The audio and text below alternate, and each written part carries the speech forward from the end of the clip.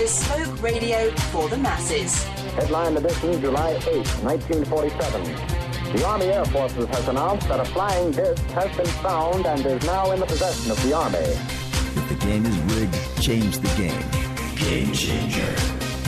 I occasionally think how quickly our differences worldwide would vanish if we were facing an alien threat from outside this world. This is Fade to Black with your host, Jimmy Church, on the Game Changer Radio Network and KGRA, the Global Radio Alliance. I need your help to get to the year 1985. You're listening to Fade to Black with Jimmy Church on the Game Changer Network. Well.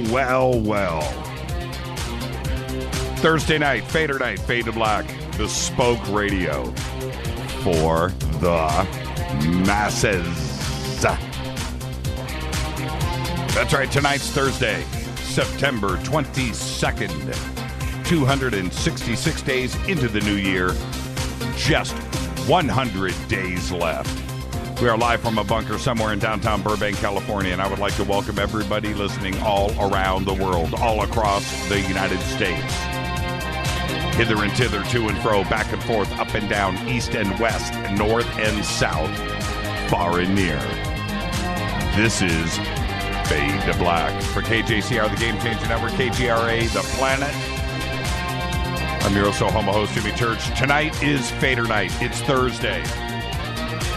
Jon Rappoport in his No More Fake newsroom. He is here. Followed by open lines all night long. The call-in number is 323-825-5045. Follow us on Twitter at JChurchRadio. Hashtag F2B is the sandbox. You can like us on Facebook. Go to our Facebook page, which is Jimmy Church Radio. YouTube is Fade to Black. Go and subscribe there. You can email throughout the show, Jimmy at jimmychurchradio.com. Any questions during the show tonight, use hashtag F2BQ. That's Fade to Black questions. All right, let's get the show cracking. Let's get it cracking. David Icke is here in the United States. You can see him live this Saturday at the Craneway Pavilion in San Francisco. It's actually Richmond. Just click on his banner over at jimmychurchradio.com for tickets and info. The Craneway Pavilion is a large facility. They have tickets. I don't know how many people are going to be there, but expect 1,000 to 2,000 people, and you want to be one of those. 10 hours of straight David Icke this weekend, this Saturday. This Saturday, I'll be over at Coast. Tomorrow night, I'll be over at Coast, so I won't be up in San Francisco. Otherwise, I would be right there. I'd get another dose of that. Trust me. All right. Life Change Tea. Let's go to the banners right now over at jimmychurchradio.com. It'll take you straight over to getthetea.com. That's all you got to do. Use the promo code Jimmy either over the phone or online and get free shipping. Ronnie McMullen was on the show last night. And he's got some specials going on over there. We got a couple of hints to you about some new products coming out. And he does have Allison C. right here in stock. All right, so go and check it out. He's got a specials page. He's got an Allison C deal right now. Okay, so go and check it out over at getthetea.com. And, of course, the Studio Dome FADERNIGHT special. All of this stuff is what keeps the show running. All of our sponsors. And the Studio Dome FADERNIGHT special, which is a portable stereo Bluetooth sound system with their new TWS True Wireless Stereo technology, 2 SBB, 2 speakers in a hard shell case, $129, power cables, everything that you need is right there. 60% off the normal price of $399, and you get free shipping. Just use the promo code JCRTWS. All the information is on the banners over at Jimmy Church Radio. Let's get the show cracking. It's Thursday night. It's Fader night. Jon Rappoport is here. We're going to open up the phone lines, of course, and let's do this. Happy birthday today to the one and only Joan Jett is 58. Scott Baio. What was his name? Joni loves...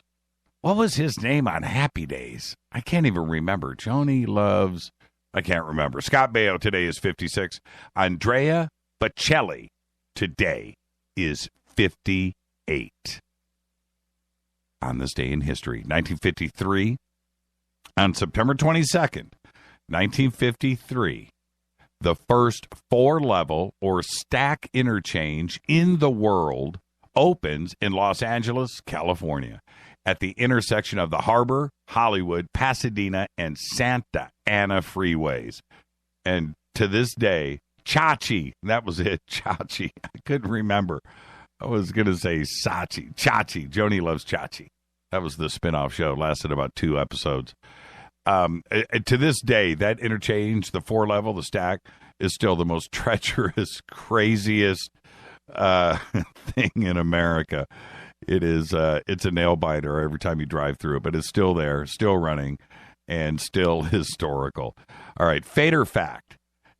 NASA estimates that the near-Earth asteroid Eros contains 20 billion tons of gold. 20 billion. You don't even know how much gold is on planet Earth right now, how much gold that's ever been mined. It's like 250 tons. That's it. I mean, that's it. 20 billion tons on Eros. All right. Tonight, Fader night. It's Thursday night. Excited, fired up. I'm in the chair, got my coffee, ready to go. It's all good. Jon Rappaport's going to be here in a few short minutes with his No More Fake Newsroom. We're going to follow that with open lines all night long. The call-in number is 323-825-5045. Chris said Chaco. No, it's Chachi. Chachi. Chachi. He was like this rebel dude. You remember that? He had that bandana like on his leg. You remember that? All right. I'm ready to go. Let's do this. Let's start to set the stage here for tonight. Last night, I was talking about Wells Fargo and what's that guy's name? Stump.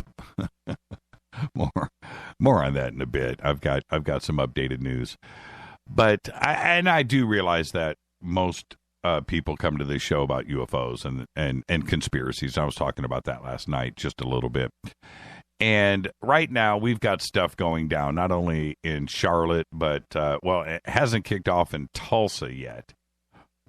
But it's something that we need to talk about because I think that we have a serious dose of media manipulation going on here. I get that, and that's what's playing out. I've been avoiding it. I have. I've only read my information on all of this. I've watched a couple of video clips. I did watch some live video feeds last night from Charlotte, but pretty much I've stayed away from it. I just don't want to get bummed out. But today, it's been less than 7 days, right? But today, Tulsa police officer Betty Shelby has been charged with felony manslaughter in the first degree. And the Tulsa County District Attorney Steve Kunzweiler told reporters everything today in his press conference. And he said it was after viewing dash cam video and helicopter video of the shooting. And he went on to say today, I'm quoting here, "We've reviewed the facts of the allegations, and it is our responsibility to determine if the filing of criminal charges is justified under the law." Well, Shelby fatally shot 40-year-old Terrence Crutcher after his SUV broke down last week, was in the middle of the street. Still unclear if it broke down or not. I don't think that any of that comes into play, but it was still running and so forth. More on that in a bit here. But that's not where I'm going with this. I'm more pissed off than that. I'm going to piss off a few people tonight, too, I'm sure. An arrest warrant was issued for Crutcher, and arrangements have been made for her surrender. Don't know if she's surrendered yet, But it took almost 7 days for this. And what is crazy for me to wrap my head around is that if this had been anybody else, somebody that wasn't a cop, we would have been cuffed at the scene, arrested, spent a night in jail, and charged the next day in front of a judge. Seriously, that's the way it would have gone down. Wouldn't have been any 7-day delay in something like this. What makes this different? I don't know. Stay with me. I'm trying to figure this out. And you're going to need to stay with me more than once before I'm through. Trust me. Through her attorney, Shelby has said that Crutcher was behaving strangely and ignoring her commands. Okay, fine. And she said that she was afraid that he might be reaching for a weapon. Okay, again, fine. And stated that she felt threatened by Crutcher, whose arms were in the air the entire time, whom she felt that he was under the influence of PCP. Okay, again, fine. Could have been, too, as well. Might have been. Autopsy will find out. Police say that they did find a vial of PCP in his vehicle. All right, now, haven't seen that. This whole thing just feels wrong to me. Okay, and when I look at Shelby's picture, too, this is just a bizarre situation. She faces a minimum of 4 years or a maximum life sentence a maximum sentence of life in prison if convicted for first-degree manslaughter. Now, the shooting has come under the federal civil rights investigations, which are going on now. Shelby's personal and professional history are being scrutinized and looked into. All of her online stuff is there. Her application to the Tulsa County Sheriff's Office in 2007 was publicly disclosed this past Monday, revealing past drug use, which the Sheriff's Department quickly clarified and said it was 2 instances of marijuana use when she was 18 years old. I don't know if there are any police in America, any law enforcement that never smoke at this point in 2016 that never smoked pot in their lives. If they say that they haven't, I'm not buying into that. But okay, so she had 2 instances of marijuana use when she was 18. All right, no harm, no foul. Don't care. 2 complaints of excessive force, though, have been filed against Shelby since she joined the police force in 2011. But records show that the claims against her were determined to be unfounded. Right. Not buying into that either. This whole thing. Now, the 911 call comes in Friday night, 7:30, warning of an SUV in the middle of the road, and it was going to blow. That was the quote from the Sheriff's Department. And Shelby apparently was unaware of that report when she arrived on the scene. She was going to a domestic abuse call and comes upon this SUV and Shelby in the street and so forth. Crutcher in the street. All right, so she stops her car, she gets out. And then she noticed that Crutcher's vehicle was running. Her attorney, Scott Wood, doofus, said that she found it odd. Wood says that she checked the inside of the SUV's passenger side to make sure no one was on the floor. And upon moving to the driver's side, saw Crutcher walking toward her in the street. Crutcher didn't respond when Shelby asked, "Is this your car?" Now, this is according to the attorney, of course, right, the doofus. Crutcher then said that was said to have put his hand in his left pocket, prompting Shelby to order him to leave his hands out of his pockets. But he did so again anyway, she claims. Then she radioed into dispatch that Crutcher was not following commands. Up to this point, all of this doesn't seem to me, how do I want to say this? The reaction, ultimately death, but the reaction that she had, like pulling out her gun and stuff. And I know she's a woman and female and so forth. He's a big dude. Okay, I get that. But nothing that has been said here leans to that. But that's, again, this is not where I'm going. You need to stay with me. It was then she pulled out her gun. And when Crutcher approached his vehicle, she fired, killing him. Another responding officer had fired his taser at the same moment, which obviously was the correct response. Police have said that Crutcher did not have a gun on him or in his vehicle. Now, also, the enlargements of the helicopter footage, I'm not saying clearly shows, but apparently does show that his window was up. All right? But, again, if he's high on PCP, he doesn't, and his window's up, down. He thought he could reach through it. He has no idea. She's talking to him. He's high on PCP. He doesn't even understand what she's saying. Right? So all of this, if she says that he's high on PCP, right there, you handle this whole thing, and these are her words, you handle this whole thing in a different manner. It's a dude high on PCP. And he was giving every indication of that. Now, I'm going to continue with this. Among the definitions in Oklahoma for first-degree manslaughter is a killing, and I'm quoting here, this is their definitions, is a killing perpetrated unnecessarily either while resisting an attempt by the person killed to commit a crime or after such attempt shall have failed, end quote. Okay. First-degree manslaughter here is clear. I would almost go a step above that, but let's just stay with manslaughter in the first degree. So this got me thinking, and this is my twisted brain, everyone. This got me thinking. Stay with me, please. And I know I'm going to piss some people off, but you know me, I just speak the truth, and that's what I do here. That's all I do. I'm just honest. I'm honest with myself. Okay? There's something funky going on. And let me put it to you this way.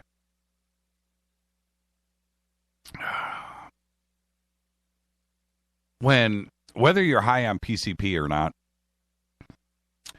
he walked away from her with his hands in the air. She's a cop. He's black. And instinct kicks in there. And in any instance with a situation like this, when a black person walks away from a cop or runs from the police, is that an admission of guilt? Is that a reason to shoot somebody? Is that a reason to take somebody down? Is that an admission of guilt? No, it's not. And for the police, they shouldn't jump to these conclusions because that's what it feels like to me. It could be a lot of things why somebody would, turn. I don't know if he's high on PCP or not, so let's just put that part of it away. But if he turns, he's got his hands in the air and he's walking away from her, he could even bolt and run. He could run at that point. But it could mean a lot of different things when you're black. Maybe he doesn't want to get beat up. Maybe he doesn't want to be harassed. Maybe he doesn't want to be arrested for no reason. Maybe he doesn't want to be set up. Maybe he doesn't want to have drugs put on him, planted, whatever. There are a million reasons for a black person not to trust the man. And it's all instinctual, and I get it. 100%. She, in this case, from what I have seen, is absolutely 100% wrong. He is dead because of her. He is not dead because of him. Now, I'm going to flip this over for you. When a white person runs from the police, that is a total admission of guilt. 100%. Seriously. Guaranteed. White person runs from a cop. I'm telling you 100% that a crime has been committed. 100%. Think about what I am saying here. Think about it. If a white person runs from the police, bolts and runs, walks away from the cops, is walking. I'm telling you right now, a crime has been committed. And that's where I'm speaking the truth. There is a difference here. There's a big difference. And I respect it. Terrence, high on PCP or not, he was just doing his, he doesn't want to be any, I get that. Now, his arms are in the air. And that's pretty much the end of that story. And when she said he was high on PCP, he wasn't saying things. His car's running. He's saying it's about to blow. It's this. It's that. The whole situation there just says that it's out of control. Somebody's high. Somebody doesn't know what he's doing. He pulled his car over in the middle of the street, got out of it. What does that tell you? I can tell you definitely. One thing it doesn't tell you, it doesn't mean that you're about to shoot somebody. Just get this guy restrained and get him locked up and let him come down off his high, if that is indeed the case, and try to figure out the story. Maybe he's got a mental problem. Maybe there's something else. But the surreal situation that was there in the middle of the street was something totally different. And she handled it completely wrong. Completely. So, there you go. And the reason why I say when a white person runs from the cops, man, it's a whole different relationship when you're white. And I totally get it. I totally do. And there's different situations here, and the police understand this. They 100% understand that. They know the difference. I'll tell you right now, some white kid bolts from the police, nab that guy. All right, this is Fade to Black. Listen, there was one other thing that. Oh, let's see. Where was it? Hold on for a second. Is this it? Oh, yeah. I'm still a little bit upset here. I'm trying to focus. The hacking group that recently leaked Colin Powell's emails claiming to have executed another major breach, posting the alleged passport of the First Lady Michelle Obama and a trove of messages from the purported email account of a White House staffer. While the documents posted Thursday do not appear to contain the kind of salacious details leaked from Colin Powell's account, the emails deal with the scheduling issues and other logistical minutia that, personal potential security issues in the White House. The leaked files have not been verified, and the White House has not yet commented. Gizmodo. That's right, Gizmodo. They're still in business. Questioned the Obama passport in particular, citing inconsistencies in the document's fonts and picture. So maybe it's not the real thing. I don't know. The emails were allegedly sent and received by Ian Malul, a White House staffer who also serves on Hillary Clinton's presidential campaign.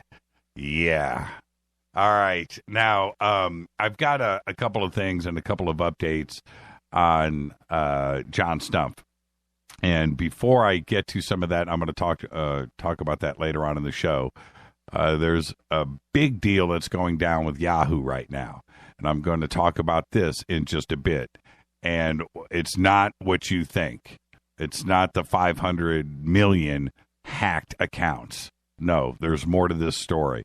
And also, there's another thing that just went down with General Dynamics, and I'm going to talk about that in just a second. And also, today it was revealed that South Korea has a plan to eliminate Kim Jong-un, and they discussed it publicly today for the first time. And South Korea's defense minister said that the plan was to eliminate North Korea's top leaders. And he said that he said this to the country's National Assembly yesterday, that a plan exists that would assemble and send a special forces team to North Korea if a nuclear attack appears imminent. Not if it happens, if it appears imminent. He said that South Korea needed to maintain a minimum of 500,000 active duty troops in order to thwart a potential attack on a moment's notice. The plan is called the Korea Massive Punishment and Retaliation, or the KMPR. It's a 3-part system that also includes anti-missile and preemptive strike systems.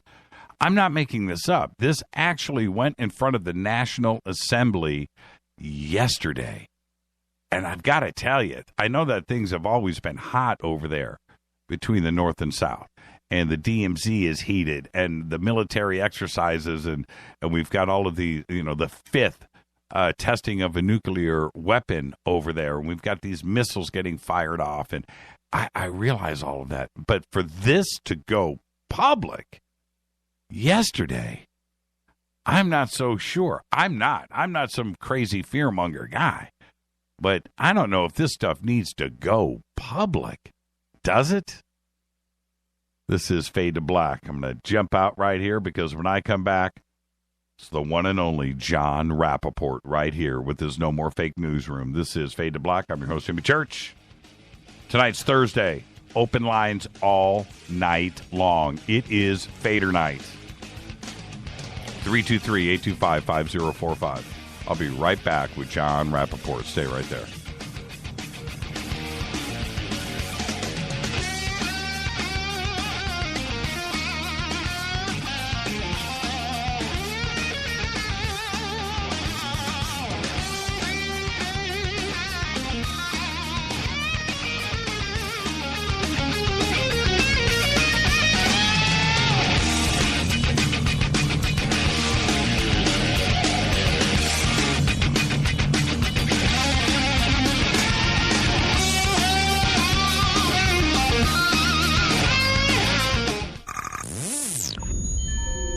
You're listening to Jimmy Church, Fade to Black.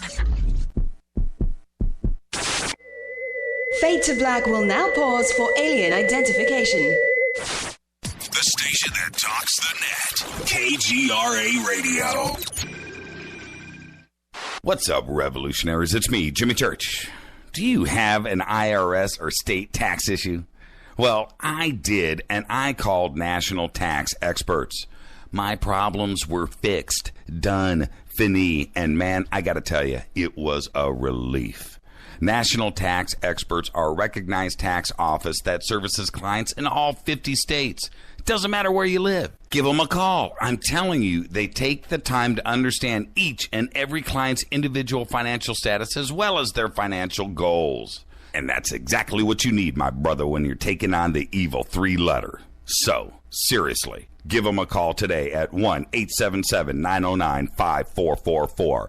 Again, 1-877-909-5444. Or go check out their website, www.nattaxexperts.com. That's NATTAXEXPERTS.com. Tell them Jimmy sent you. Hi, folks. In a world of GMO, genetically modified organisms, that is, chemicals, processed foods, and a healthcare system that's unraveling like a cheap suit, it's time to prepare. God created herbs, and herbs help man. Our body can heal itself, just sometimes we need assistance. You need some help? GetTheTea.com. That's GetTheTea.com. Our mild detox is quite powerful with its unique blend of 8 different herbs. And if you're looking for more, our non-GMO supplements will help you with different needs you might have. Health should be a top priority. Take care of your health naturally. Log on to GetTheTea.com. That's GetTheTea.com. Give your body a treat. Let the herbs do their thing naturally. Read all the testimonies on the website, GetTheTea.com. That's GetTheTea.com. Sickness and viruses are like intruders,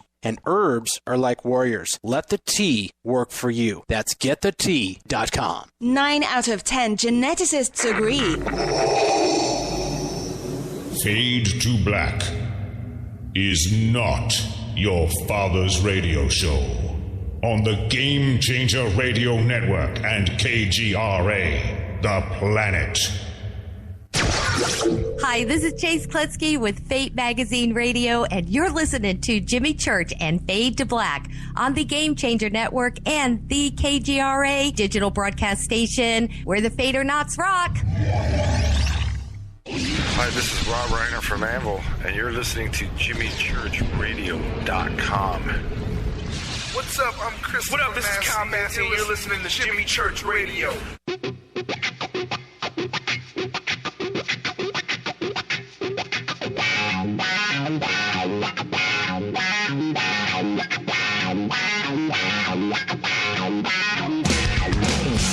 And now, coming to you from the No More Fake Newsroom in deep space, which is the space that we suspect to be true, that the world as it is fed to us every single day from the Ministry of Truth is a lie, a false reality, a movie projected on the screen of our subconscious.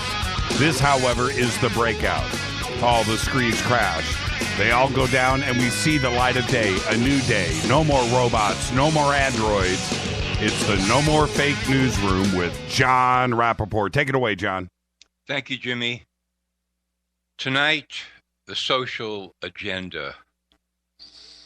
This is something you want to buckle up for because it's a very disturbing story.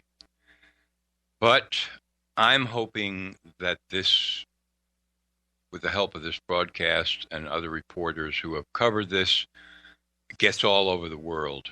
And something happens. Social agenda means that somebody somewhere, we're talking about elite somebodies, are promoting an agenda, a cultural agenda. And they spend a great deal of time preparing the population for this, for some radical change that's going to occur, that will be accepted, that will be promoted, that will somehow flourish and blossom as something not only acceptable, but good, right, true. And if people are bamboozled, they will fold up and they will accept it, this big change, whatever it is. They will say, well, maybe it's a little radical, but really it's okay. We understand. It's all right. Different people have different attitudes and so on and so forth. And they make up reasons, excuses, rationalizations, and then it becomes the norm. And then people forget that there was ever a time when this piece of agenda was shocking, outrageous, deeply disturbing, unbelievable. So, the headline on this story is a 4-year-old child allowed to undergo sex change. And the subheadline at No More Fake News is another major hospital in Melbourne, talking about Australia, had 250 children who were being assisted by the Gender Dysphoria Unit. We'll get to that definition in a minute. But that means they were also undergoing sex change. So from Yahoo 7 News Australia, a 4-year-old who identifies as transgender has begun to transition before their first day at school, hoping to complete the full transformation by 2017. Quote, while the child is the youngest on Australian record to change their gender, the New South Wales government has revealed hundreds of other children are being referred to the state's hospitals for gender dysphoria. The 4-year-old is reportedly being supported throughout the transition by the Education Department and is part of the Safe Schools program. Yes, the Safe Schools program. Deputy Secretary of School Operations Gregory Pryor made this announcement at a budget hearing, which presumably means the 4-year-old child is receiving public funds for the sex change. No mention of how the parents of the 4-year-old came to their decision. No mention of the, quote, discussion with the child that led to this decision. Now, here is the Wikipedia definition of gender dysphoria. Gender dysphoria, or gender identity disorder is the dysphoria, distress a person experiences as a result of the sex and gender they were assigned at birth. Oh, my. Okay. So let's back up here. A 4-year-old child engages in a discussion with parents. The parents engage in a discussion with a 4-year-old child. Can you remember when you were 4 years old? I have a few vague memories.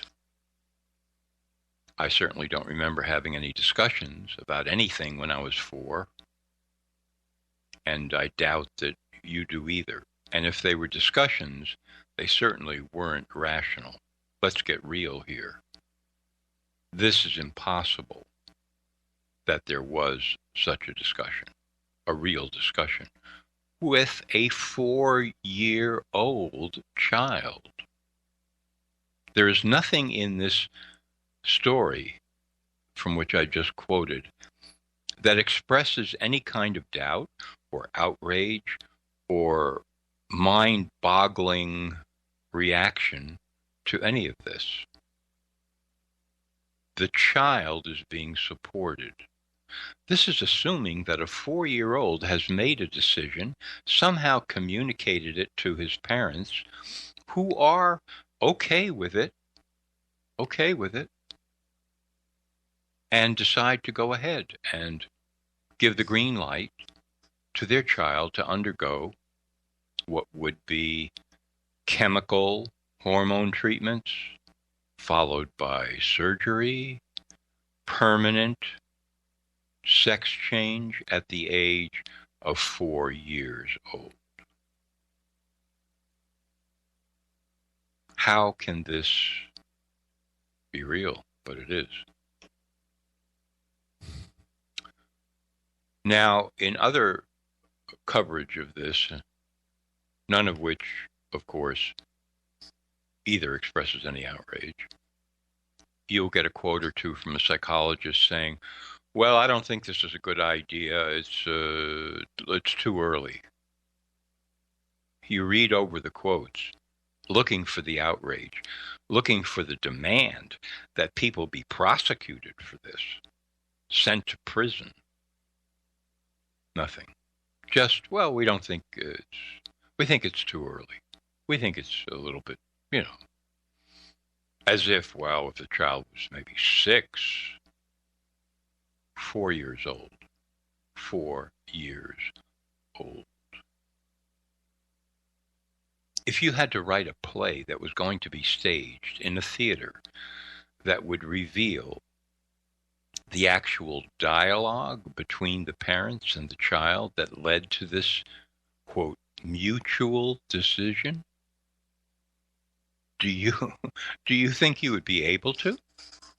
Really? Or that anybody would be able to? What kind of conversation or series of conversations would possibly have taken place? We are to assume that a 4-year-old child on his or her own suddenly piped up one day and said, I want a sex change? Of course not. Come on. That's impossible. Somebody planted the idea. Somebody in the family, in my not humble opinion, initiated this whole thing. On what basis? Of course, I have no idea. I mean, you could speculate. The child was suddenly walking around the living room, giggling, wearing, if it was a male child, his mother's high heels. I don't know. No outrage. And now, what about the doctors? The doctors are at the hospital. They've been doing this with children. They go along with it. So in my article, I imagine the following conversation. We have a 4-year-old coming in today to begin the sex change. Another doctor says, good, the team will be ready. Not a flicker of doubt. Nothing from the doctors who have taken an oath to first do no harm.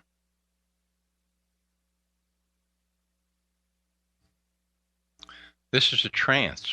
This whole thing is really a description of a trance.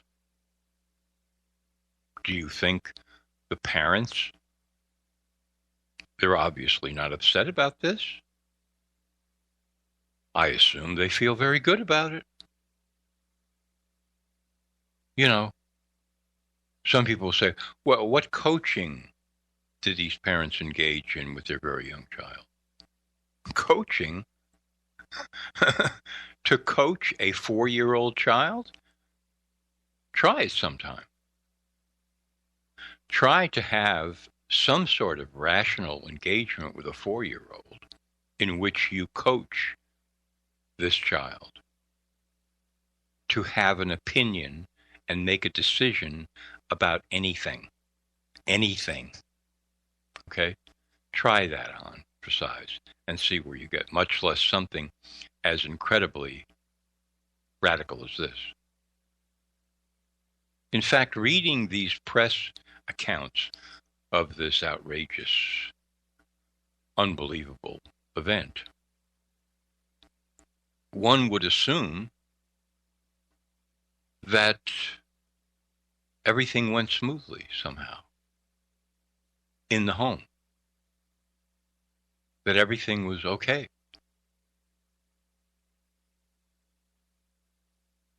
So I write, this is legalized mutilation and torture undertaken as proper medical procedure. The doctors should have their licenses stripped and they should be sent to prison. They should share their cells with the government officials, including the school officials, who support this crime.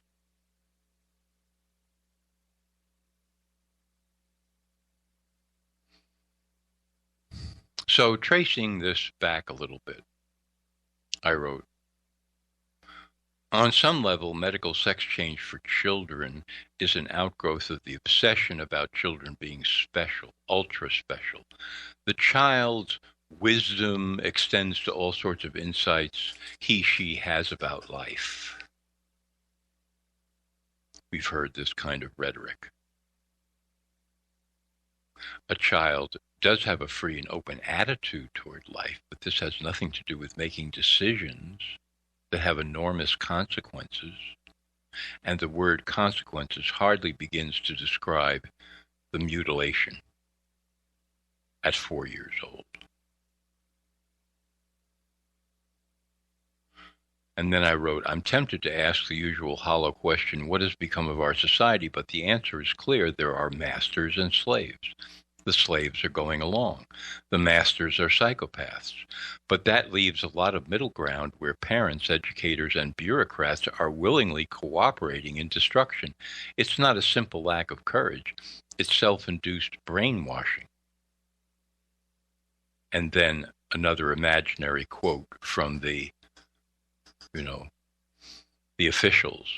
This is freedom. Freedom is a good thing. What could be more free and innovative than a child deciding to change his or her own sex at the age of 4? We're creating a better world. Yes, exactly. That's the aura that is promoted, that surrounds all of this complete and utter insanity. And then I wrote, and if medical sexual mutilation of a child is gladly permitted, what isn't permitted? Medically speaking, what, quote, voluntary or mandated medical procedure would be ruled out as too grotesque? If this is okay,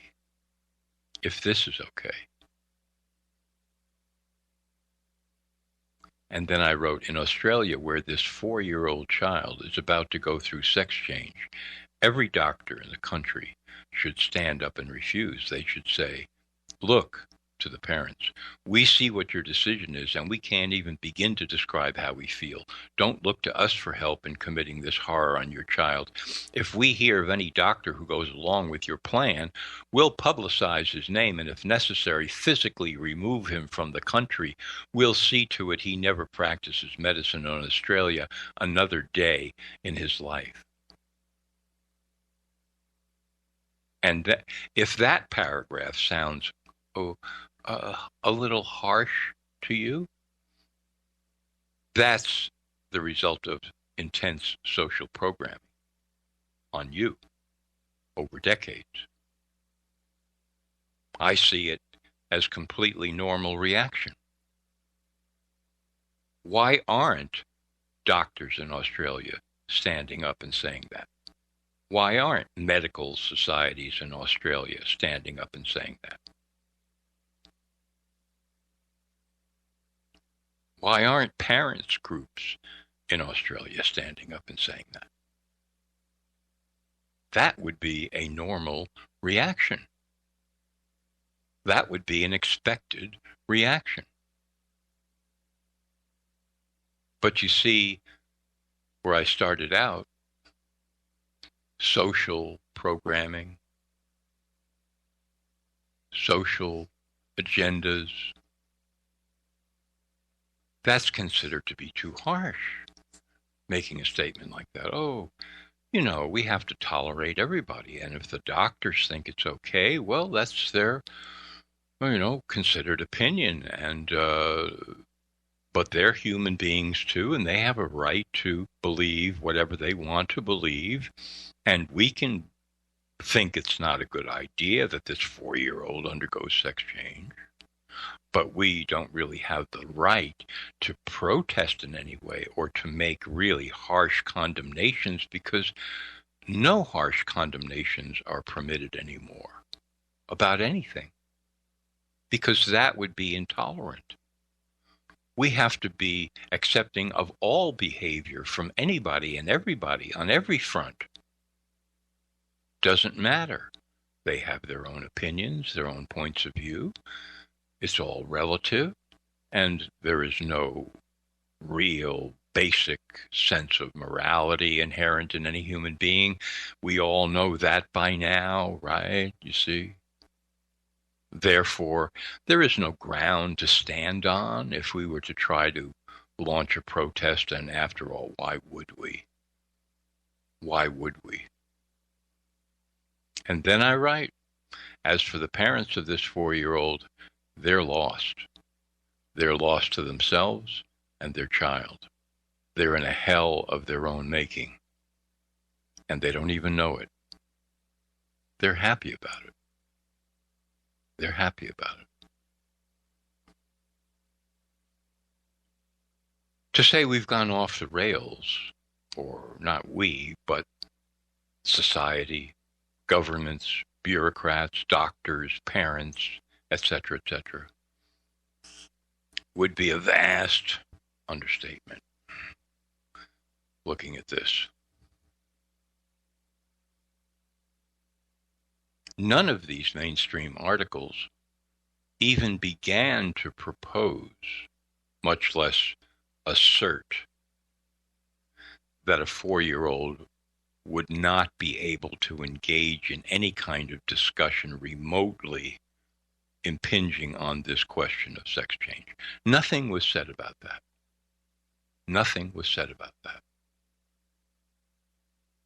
Are all these reporters and editors complete and utter idiots?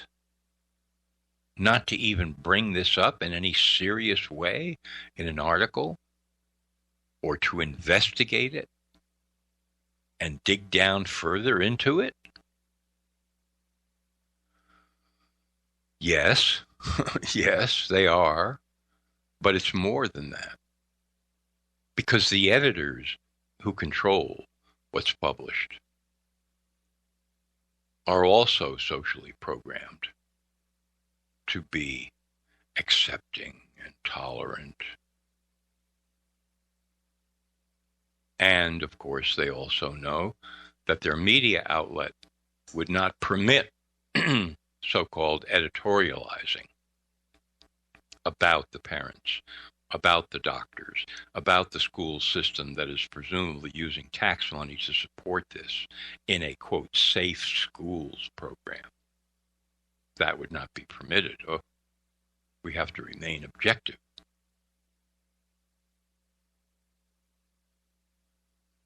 That's what's going on.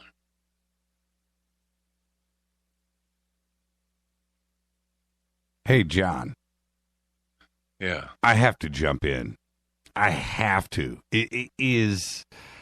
I haven't seen this kind of reaction from. I'm watching the chat rooms and Twitter and stuff. I haven't seen this kind of reaction in a while. I mean, you bring it every week, but this is crazy on every level. I'm going to ask: is this true? Yeah. I mean, I'm quoting here. I mean, I've got several sources. You can look it up. Yahoo 7 Australia was the article that I found. But you can find this. Just Google it or look on a search engine, 4-year-old sex change. You'll see. I mean, unless they're all lying. Well, this is the thing. And this is where... if I had a 4-year-old, if I polled the country right now, and asked people's opinion on this, I would say that poll would, because you're gonna find some dissension. You always will. You'll find somebody outside of the box, and I get that. But that by and large, a 4-year-old, I don't care what's going on, doesn't have a clue on anything. And if a 4-year-old came to me, my daughter, and said, "Hey, I'm a snake. I'm not a human. I'm a snake. Can I cut my arms off?" Right? I'm going to go, you know what? Wait till you're 18 and then make that decision then when you're an adult. And it's the same thing here. If there is, and there's no question that, we're wired a certain way, right? Okay, I get that. But and if that's it, you need to make that decision when you're an adult. You don't make that decision for the child.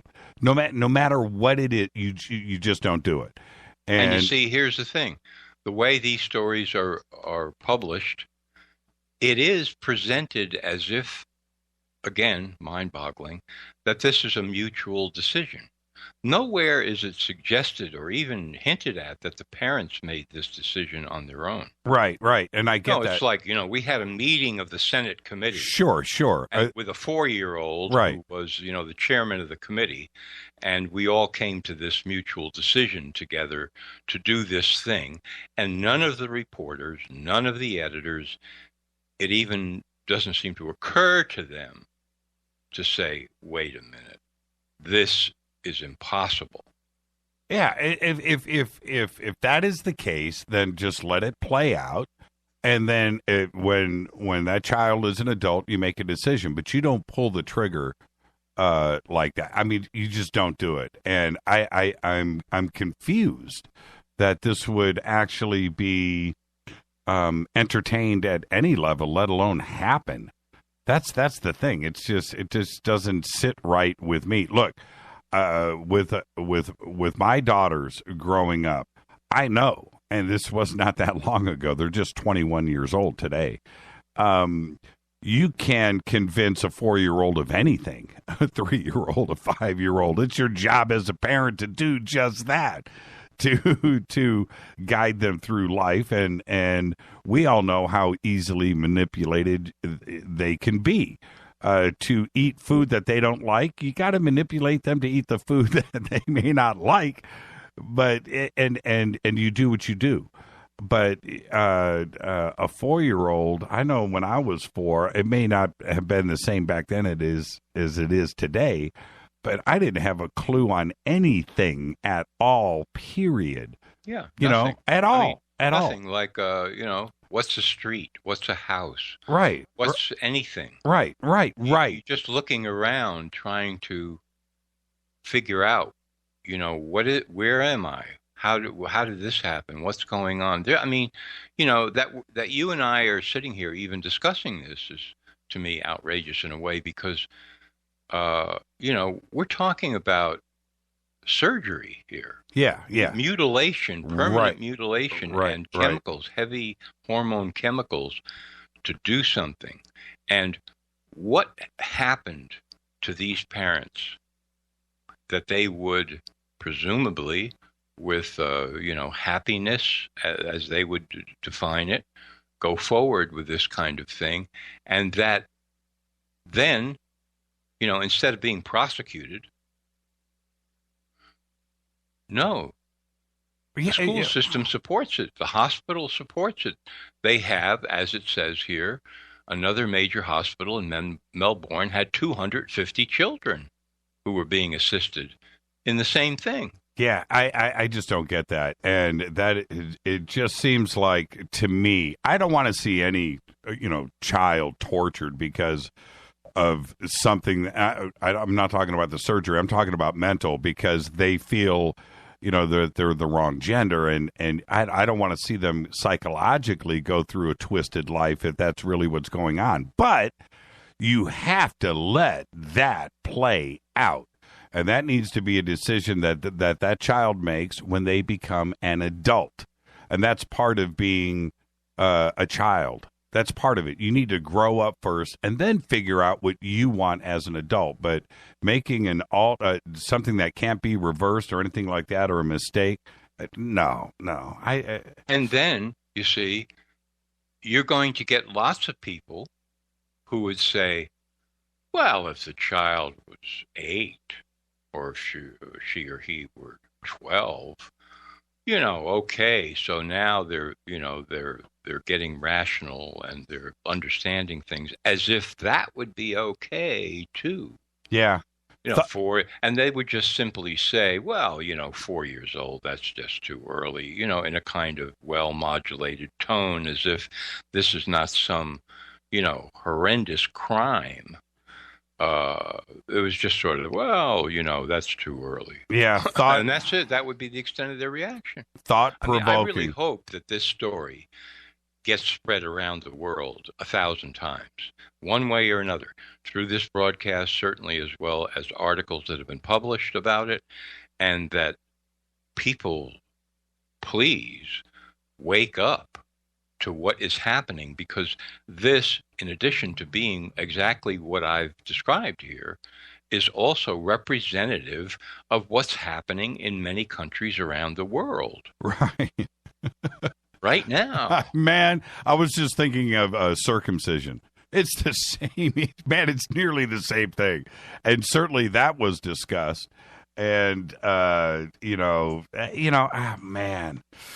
Woo, thought-provoking, John. Well played. Well done. You're causing discussion, and I've already got a bunch of emails in, and I get that, But the point is, it's just a shocking thing, and I think most people that are rational are going to react to this the right way and say, "What are you talking about? This can't be real." And there you go. It needs to be discussed. Thank you so much, John. Wow. Just absolutely amazing. Man, you're amazing. Hey, everybody, John is going to be on Coast to Coast on Monday nights. I'll do you that solid there, John. He's going to be on with George on Monday. And there you go. Thank you so much, John. NoMoreFakeNews.com. This is Fade to Black. I'll be right back with your phone calls right after this. Thanks, John. Thank you, Jimmy.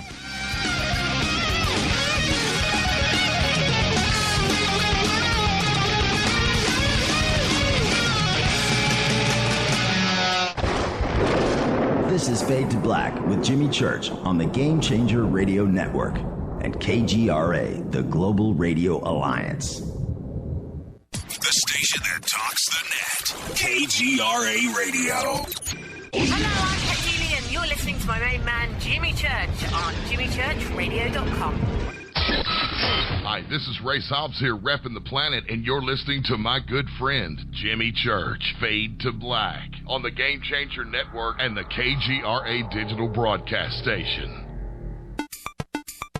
FADERNIGHT. Things are never what they seem. For the past century, forbidden subjects such as UFOs, backward engineering, human abductions, secret space programs, underground bases, suppressed free energy devices, and other fantastic notions have tested the human mind, forcing it to decipher fact from fiction.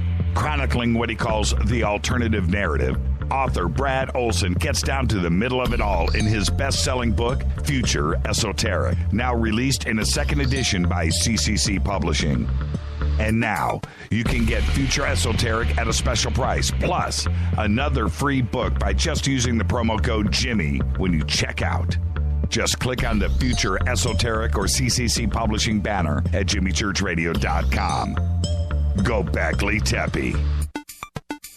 Uncertainty has become the talking point when it comes to financial markets. One thing is becoming certain: safe haven assets. Hard assets are now becoming the choice of informed investors. The most recognized and valued hard asset is gold. The highest performing asset this year is gold. Trust gold to protect and grow your IRA or 401k. Central banks and billionaires are doing the same thing. Choose a more stable asset that has tremendous upside potential. As these uncertain times threaten the markets, your decision to reduce your exposure to these markets before further negative effects to your portfolio would be well timed. Call 1-800-GOLD-IRA to transfer your existing IRA into an actual physical gold and silver IRA. American Bullion is the pioneer of gold IRAs. They handle all the details for you. Call 1-800-GOLD-IRA to get prepared. Start protecting and growing your IRA and 401k before the next crash. American Bullion. 1-800-GOLD-IRA. This is Toby Kebbell. You're listening to JimmyChurchRadio.com. Don't hurt me, Jimmy. I'm only little. Hey, I'm Adrian Grenier, and this is Ari Gold. We're the Honey Brothers. Yes. We're of the Honey Brothers. Hey, I'm Adrian Grenier, and I'm Ari Gold. We're the Honey Brothers, and you're listening to Jimmy Church. The Revolution. What's up, FADERNIGHTs? Studio Dome loves Fade to Black and the F2B audience so much that they have put together the ultimate stereo Bluetooth system. They've done it just for you. Man, check this out. The Studio Dome SBB2 stereo system is here.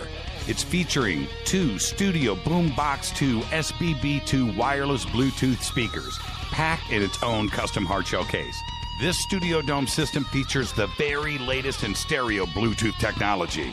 The two full-range boomboxes are in true wireless stereo. You've got to hear this. It's amazing. It's just $129, and use the promo code JCRTWS, and you'll also get free shipping. It's simple. Just go to jimmychurchradio.com, click on the Studio Dome banner. Go back, Lee Tepe. This is Micah Hanks of the Gralien Report, and you're listening to Jimmy Church on Fade to Black, across the globe on the Game Changer Radio Network and the one and only KGRA Radio, The Planet.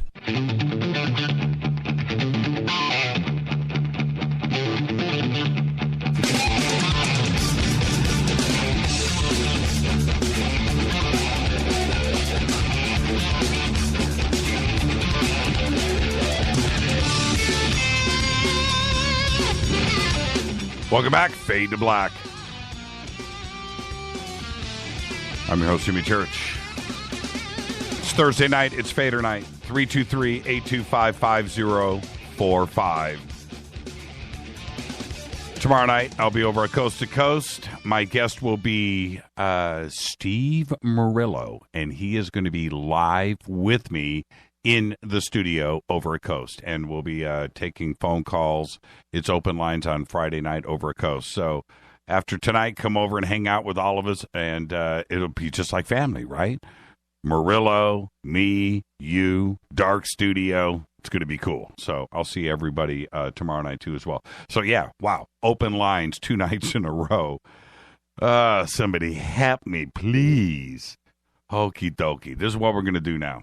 Let's see. Talking about, right now it's going down in Charlotte. And I was just checking the updates between during the break there. And they've got a curfew set up now. I haven't seen much of a presence of the National Guard, but not to say that I'm not digging deep enough and I'm not trying to watch things in real time. I don't want to go through that. But in talking about Shelby and the way that they were charging her immediately like that, well, in their view, like inside of 7 days, like this is some kind of rush to justice here. No, it's not. If it would have been anybody else in the same position, you would have been cuffed at the scene, thrown in a car, taken down.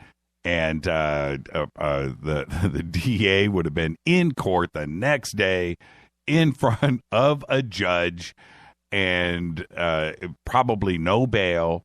And they would assess what they were, if they were not already, throwing charges on you right then at that moment. That's the way it would have been handled.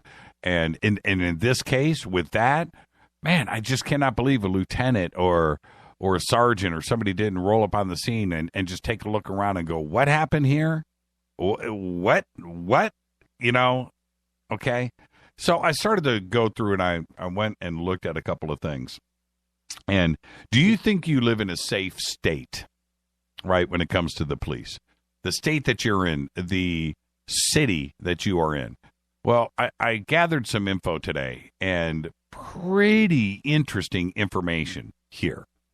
And I've got a lot of stuff that I'm going to be presenting tonight. I compiled stuff all day today. And I've got a lot of interesting subjects to talk about. But one of them, and especially with things going down in Charlotte like they are and Tulsa like they are, do you think you live in a safe state? Now, check this out. Safest states in America, all right? The safest. I've got two sets of numbers here to hit you with.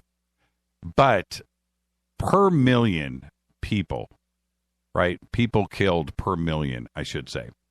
If we go off of that rationale, the safest states in the United States are in the Northwest, and they're grouped together. One of the safest states to live in, I'm not making this up, is New York. New York. Now, we have all grouped in the Northwest. Maine, almost nobody killed by the police. New Hampshire, almost nobody. You're talking about less than one person per million. Okay. Massachusetts, safe, pretty cool place to live. Connecticut, again, about one per million. Pennsylvania, the same thing. Going through here, Delaware, the same thing. And Iowa, same. And Michigan. So this group right here in the Northwest, well, I guess Iowa, what is Iowa? I guess that's Midwest, right? But this group in the Northwest or Northeast United States are all the safest states to live in. New York shocked me, right? It did. Just because of the population there.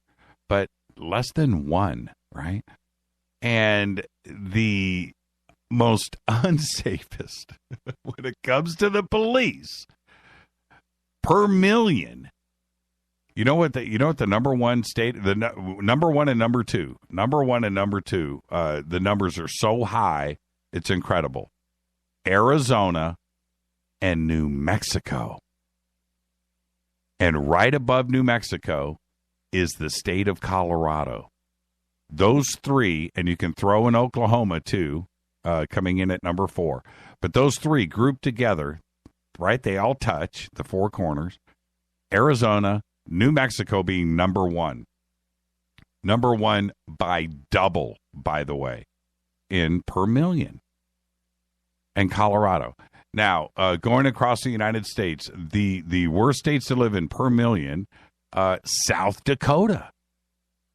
South Dakota's got a problem. West Virginia has got a problem. And Alabama.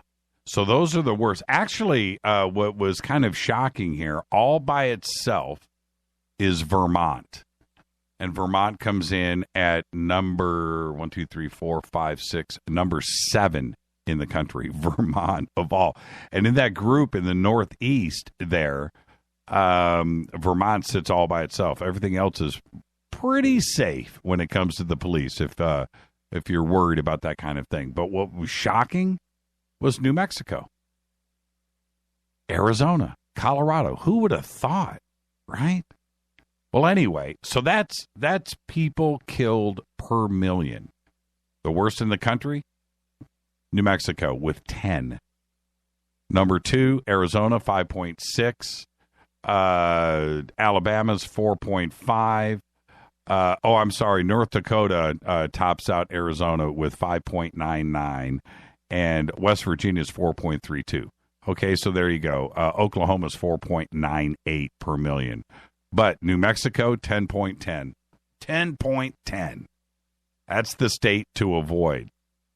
Okay, so anyway, now when you go and you flip it, now, and you go to total people killed, now we've got a whole nother thing to look at. California tops out the entire country. Now, this is in 2016 to date. 2016 to date, California comes in at number 1 with 115 people killed by the police. Arizona, 37. Texas, 64. Texas is way down on the list because it's people per million. But when you go to total people killed, it's a different number. Texas, 64, and Florida, 54. Colorado with 27. The numbers are so skewed when you look at this and you map it out. The total run across the southern United States, California, Arizona, New Mexico, Texas, Louisiana, Alabama, and Florida. That's where it's all and of course Colorado. But all of the southern states are where most of all of the killings are by law enforcement. The safest states in America. Oh, you remember I talked about New York earlier.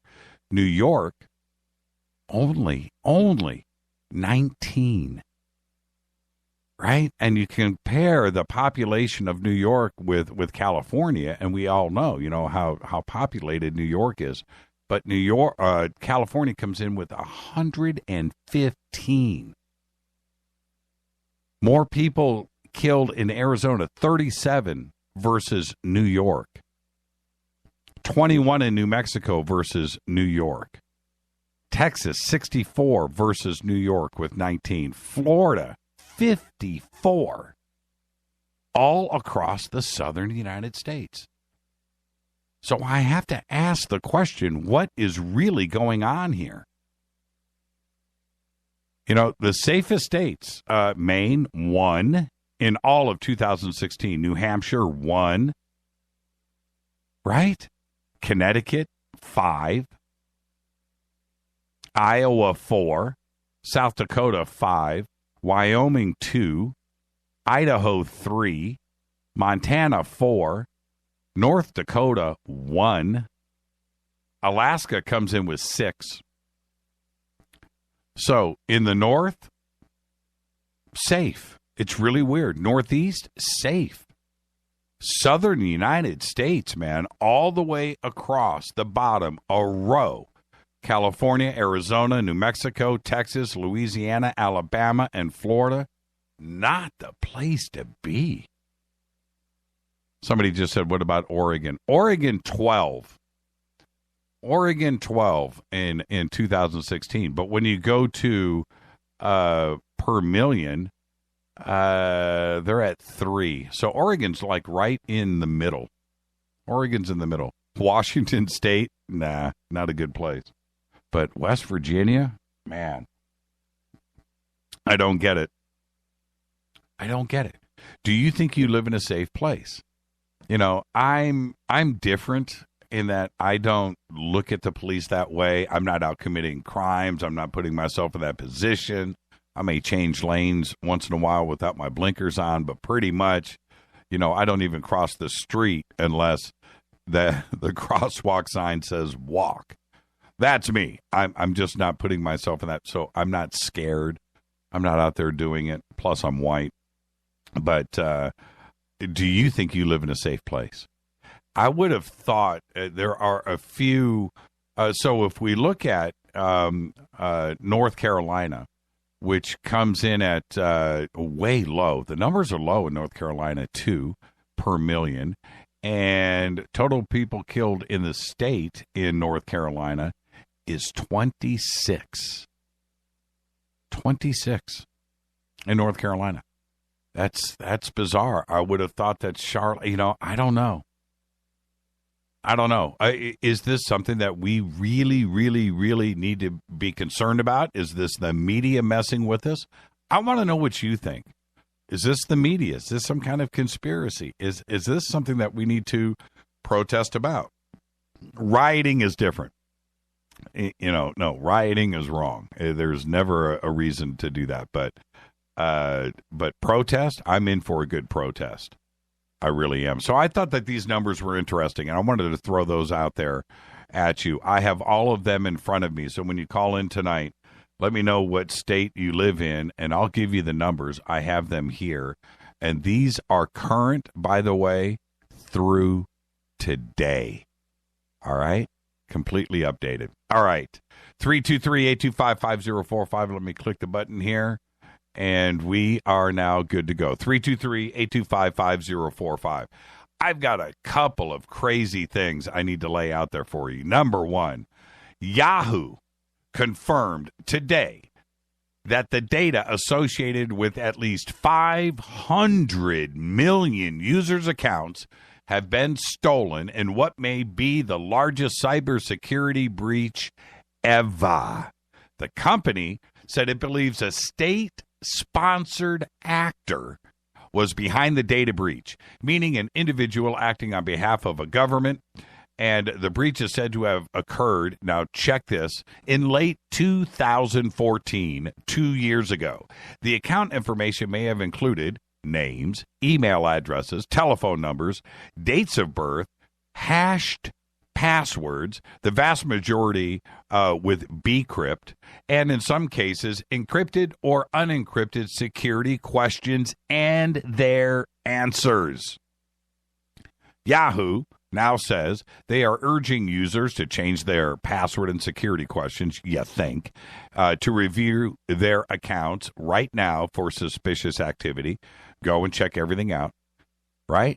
The silver lining for users, if there is one, in my opinion, is that sensitive financial data like bank account numbers and credit card data are not believed to have been included in the stolen information. Now, this is according to Yahoo, so believe what you want. Now, a large-scale data breach was first rumored back in August, and I talked about it on this show. When a hacker, let me do this. When a hacker who goes by the code name of Peace claimed to be selling data from 200 million Yahoo users online. The same hacker had previously claimed to sell accounts stolen from LinkedIn and MySpace. Now, I'm not part of Yahoo, so I don't have to worry. I did go in and change my LinkedIn stuff. LinkedIn sent me, and I haven't been to LinkedIn in a while, but sent me some stuff, and I went in and changed it.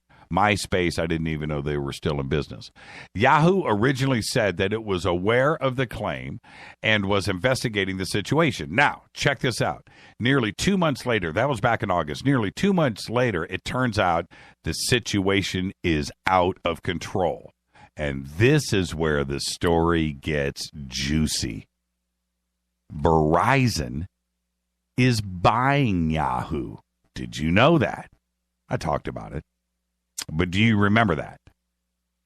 Verizon said today that they weren't told until 2 days ago, that it was hit with a massive security breach.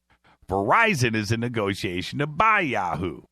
All of it, all of their properties, for $4.83 billion. And that was announced back in July. August, the security breach was rumored. I talked about it on the show, but Verizon apparently did not know anything about it. And back then in July, 4.83 for Yahoo sounded like a bargain because Yahoo has gone from 44 billion to whatever, and then the stock and of course the internet bubble and all of that. Yahoo, which still not really the search engine, but they have a lot of subscribers. There's a lot of value to Yahoo. Microsoft almost bought Yahoo, and Yahoo said no. Right? Now, 2 months ago, $4.83 billion. Could have been a bargain. Today, it probably sounds like a really, really bad idea if you're Verizon. It could complicate this deal that was expected to close in the first quarter of 2017. Now, I'm not so sure. Some analysts out there are saying, it's not really going to affect them. It's not going to be that big of a deal. It's going to shrink their market value, $200, $300 million. Verizon should still go through with this. If I'm Verizon and we're talking about 500 hacked email accounts, how many people are going to walk away? How many people are going to leave Yahoo? Why are they even there now, right? And I'm being serious about this. If you look at Yahoo's Alexa rankings, they're right up there, number 3, number 4, number 5, right? They're still big. They're still a visited site, but that's different. All right, let's go to the phones. Hi, you're live on Fade to Black. How are you this evening, Mr. Jimmy? I thought it was you, Steve. I thought it was you. How are you, brother? Doing good, brother. Yes. So I live in probably one of the safest states to live in. You think so, right? West Virginia and Virginia. Well, I live in Virginia. My residence is in Virginia, but Bluefield is 2 cities with a state line that runs through it. Okay, I got you. Or I'm sorry, it's one city with a state line that runs through it. But I happen to live in Virginia. But okay, Virginia. In 2016, 19 people killed by law enforcement. West Virginia, 8. But when you flip it and you go to people killed per million, Virginia, because it's a heavy populated state, that drops to 2.32 people per million. So it's a pretty safe place to live, Virginia. West Virginia, on the other hand, it's even though half of the people, the number is cut in half, but they are at 4.32 per million, and it becomes one of the most unsafest states. West Virginia, yeah. Isn't that interesting? And it's that's very interesting. Yeah. And like I said, you look at this, the numbers don't lie because that's what we're looking at here. It's just a numbers thing. But when you look at it like this, and I flip the map and I'm looking at it in different ways, 8 people killed in West Virginia in 2016. West Virginia.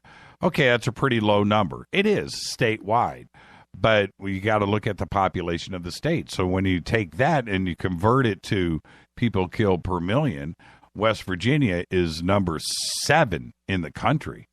With New Mexico and Arizona being the highest, number 1 and number 2. So I would have never thought, man, that New Mexico would be like that. I'm telling you, but it is, and their number is high, man. It's 10.10. And I don't get it, man. Santa Fe, Roswell, Albuquerque, these are really cool cities, man. And the rest of the state is desert, so I guess they just shoot it at anything that moves, I guess. I don't know. But man, that's a pretty crazy thing. That's what gets me about West Virginia. You have a few decent sized cities. You have Charleston, which the capital of West Virginia, but it's still not a very large city. No. I guess for people that don't travel outside the state of West Virginia, they probably think that Charleston is a big place. But I've been fortunate enough to be a little bit more well traveled. It's a very small city. Right. And then you have Beckley, West Virginia, and then a few other. What do you cities, think? But they're just not. What do you think? Is there a problem? That's the thing. Do we have a real problem going on here, or is it the ability of the internet and Twitter and Instagram and the news feeding this? I mean, what's your feeling? Do you really think that people are dying in really, really, really large numbers? Do you feel unsafe? I don't. I don't, and I live in the state that the most people have died in. California. I don't feel unsafe at all. But now, in the aspect, if you're speaking for someone of African American descent or Mexican descent, I do feel that I've grown up and have had quite a few African American friends, and growing up being out with them, just say riding around town, doing our thing, and get a police officer behind, following us, tailgating us, and you could feel the tension in the vehicle go up. Yeah. From the African American people in the car. No doubt about it. They've been harassed, and I mean, at first, Jimmy, I used to think that it wasn't nothing to that, but until you actually see it and witness it firsthand, now that there is an issue with the police and the minority groups. Yeah, profiling. In this country. Yeah, no doubt. Do you remember when I had said, and Steve, we're going to head towards a break, so before we get there, I just wanted to thank you for calling in. But do you remember a few months ago when I had said that, look, just drive around Los Angeles. Just drive around. That's all you got to do. And every car that you see pulled over, look who's driving. You don't see white people pulled over. You just don't. You don't. I mean, you don't. And I hate to say that it's a number like 100%, but it's got to be way up there. And it's just the way that it is. I know what it was like for me when I lived in Memphis, and I would drive around Bartlett, and anytime one of the Bartlett police had somebody pull, it was somebody of color, black. That's just, you never saw anybody white pulled over in Bartlett. And anybody in Memphis right now that took offense to that, you know what I'm talking about. All right. Hey, Steve, thank you for calling in tonight, brother. As always, Jimmy, thanks for the time, brother. Be safe and be well. Steve. Have a good night. You too. Bunk Steve, my man. This is Fade to Black. Taking your phone calls. It's Fader Night. I'll be right back right after this. Stay with us.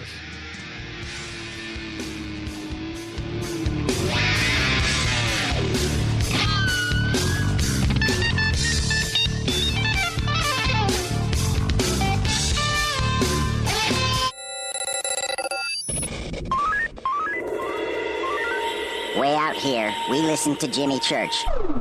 You're listening to Fade to Black. Always on the edge of the hottest alternative talk. Jimmy Church with Fade to Black. KGRARadio.com. ¿Qué tal, mis amigos? Yo soy Mario Carson, el tiburón, y los invito para que escuchen a mi buen amigo Jimmy Church Radio. ¡Claro que sí! Attention CPAP users, stop the insanity and torture of your CPAP mask. Don't you hate the skin irritation and terrible leaks? Jump on the CPAP Pro train, invented by an actual CPAP user that became so frustrated with CPAP masks. Are you ready to try something new? With absolutely no straps or headgear? Go to nomask.com and get the best night's sleep ever. Free to Medicare patients. Go to nomask.com. That's NOMASK.com. If your home has hard water, then it's likely that limescale is clogging your pipes, damaging your appliances, costing you hundreds of dollars each year. You can eliminate limescale in the entire house with HydroCare products available at Wave Home Solutions. Easy and efficient with no maintenance, no salts, no chemicals, and no coils. And you can buy with confidence from Wave Home Solutions. Performance guaranteed. Just go to bestwater411.com. That's bestwater411.com. These statements have not been evaluated by the FDA. This product is not intended to diagnose, treat, cure, or prevent any disease. Work with your doctor when taking medications. Make Protovite part of your healthy lifestyle. HealthForLiberty.com is your source for Protovite, a powerful nutritional supplement that's a true breakthrough for your health. Poor digestion makes it nearly impossible to absorb the nutrition your body needs. Protovite is a liquid multi-nutrient formula with patent-pending absorption technology and the highest quality ingredients to nourish every cell in your body. My name is Sandra White. 6 weeks ago, when I started taking Protovite, I was on 14 medications, from everything for blood pressure to fibromyalgia. In the first 10 days, my blood sugar dropped 50 points, and my fibromyalgia pain is gone. And so was 12 of the 14 medications that I was taking. I'm 66, living life and loving it. Go to healthforliberty.com right now. That's healthforliberty.com. Thank you, Protovite, for giving my life back. You are listening to Fade to Black with Jimmy Church on the Game Changer Network. Oi, oi, I'm Reese Evans. You're listening to Jimmy Church. This is Revolution. The revolution will not be televised. The revolution is on radio. Ciao.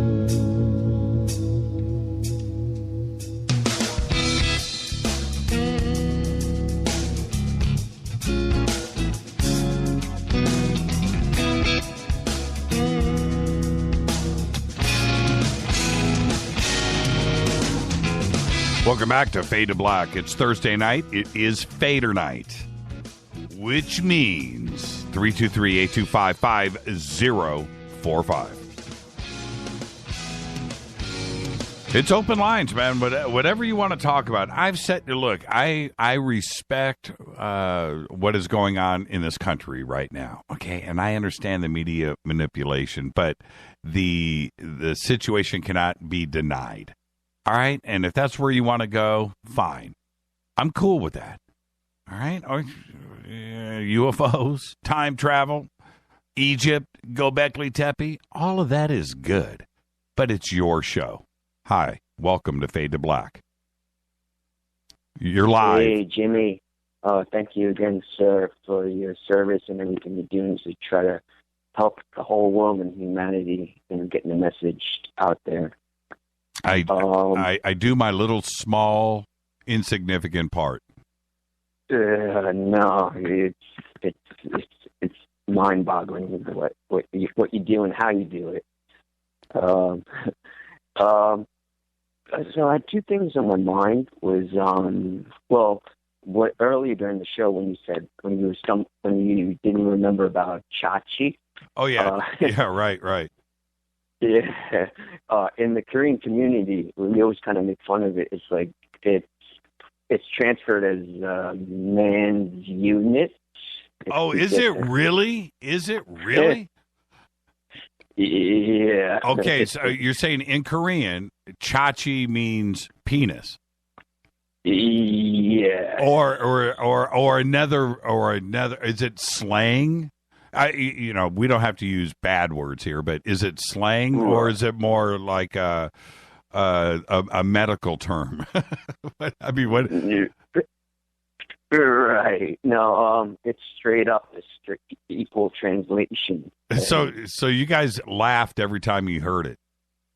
Right. In the community, it was kind of make fun. Like, whoever wrote the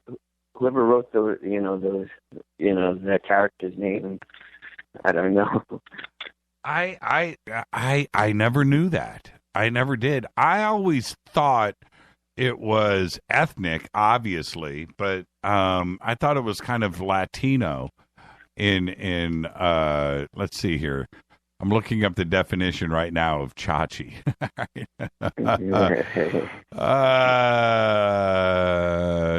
It's not a real. It's not a real word. Okay. There is. Okay. Yeah. Here is the Korean version of it right here. And you are correct. I mean, that was just on the side. Yeah. Okay. It's funny. Okay. So I guess the main thing I've been thinking of is, do you think, like, since the other night with Dr. Ram, with being prepared, because I've been doing all the research and, the alternative websites, is it the earthquake? Is it the uncurable zombie virus? Maybe a false flag alien invasion? Or do you think it's all of the above? And do you think, will they do it, and spread it out over time? Well, yeah, that's what a great question. Here in LA, because I've thought about this a lot, and I've been through, I don't know how many earthquakes. I've been through all the big ones since I got here in '84. I don't know when the Whittier Narrows quake hit, but that was like '87. I want to say '87. And 88, 87, and all of the other ones since then. And earthquakes freak me out. And every time they hit here, I think about being prepared. But the other part about being prepared here in LA, first off, fires. It just seems like, a fire could erupt at any moment, and the houses and the way things are here in LA, they're so close together. There's that issue that I trip on. But the other thing that I trip on the most, if anything went really south here in Los Angeles, really south, something uncontrollable, is what, because there are so many people and we live so close together, how quick people would freak out and turn on each other, because there's, we're so limited as to our access here to Southern California. You have the 405 freeway, the 5 freeway coming from the north. If that gets closed off, no food comes through. You have the 10 freeway going out into Arizona.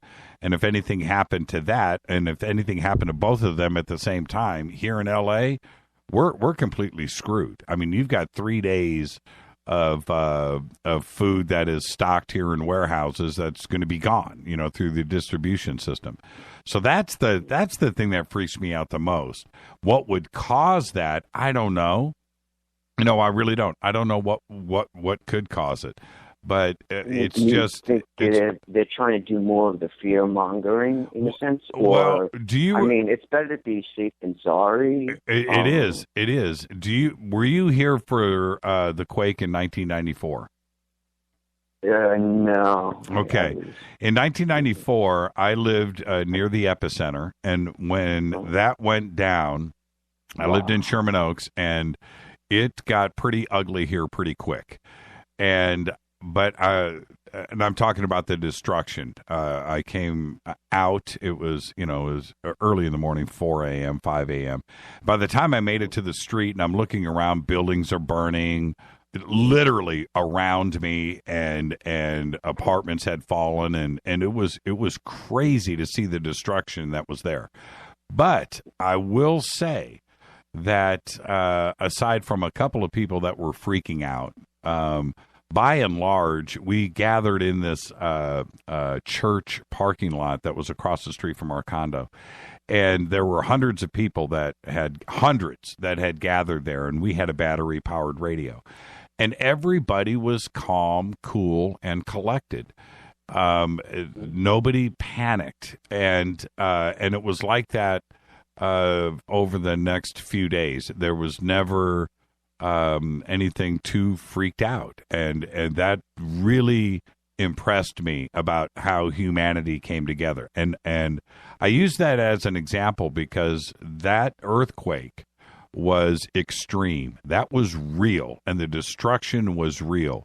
And walking around and witnessing that, it was like, I don't know what it's like walking around in Aleppo right now, or Lebanon, or some crazy situation, but that's what it felt like to me, because you just looked around and every building that you looked at was either had fallen or had extreme damage done. Everything, there was no exceptions, and you saw it everywhere. And to walk around and to feel that and to see it. But what I didn't see was looting. I didn't see people going crazy. I didn't see people robbing houses or going in I didn't see anything like that. I didn't see any crime at all. Wow. I drove up. Let me say this. I drove up Ventura Boulevard to get to my in-laws' house, and I was driving up Ventura, and I drove for, it's about 5 miles, and every building to my left and to my right, and if you know Ventura Boulevard, everybody, this is a heavy business district. It's the most busy street in the valley. That's it. And it's 20 miles long of businesses on both sides of the street, restaurants and whatever, shopping malls and stuff, and office buildings. And I'm driving through that, and to my left and to my right, every business that I looked at, their glass had broken out, was on the street, or the building had fallen down. It was like that, or had caught on fire. But what I didn't see was looting. I didn't see crime. I didn't see craziness. It was eerily abandoned, but I didn't see issues. And I really thought that all hell had broken loose. But and it was comforting. And then the next day, the National Guard was here, and it was not that big of a deal. But right. Yeah, but what the one thing that tripped me out is I pulled into this gas station and hoping to get a pack of cigarettes. And I went in, and this was like 5 hours after the earthquake, and I go into this Quick Mart, whatever, and it's empty. Everything had been bought in this place, man. And I mean, I walked in and all the shelves were empty, and the guy's standing there, and I said, man, what do you have left? Nothing. And I looked, all the refrigerators were empty. I mean, people, there was no beer. There was no milk or water or whatever. I mean, everything in this gas, all the shelves, everything was empty. I couldn't believe it.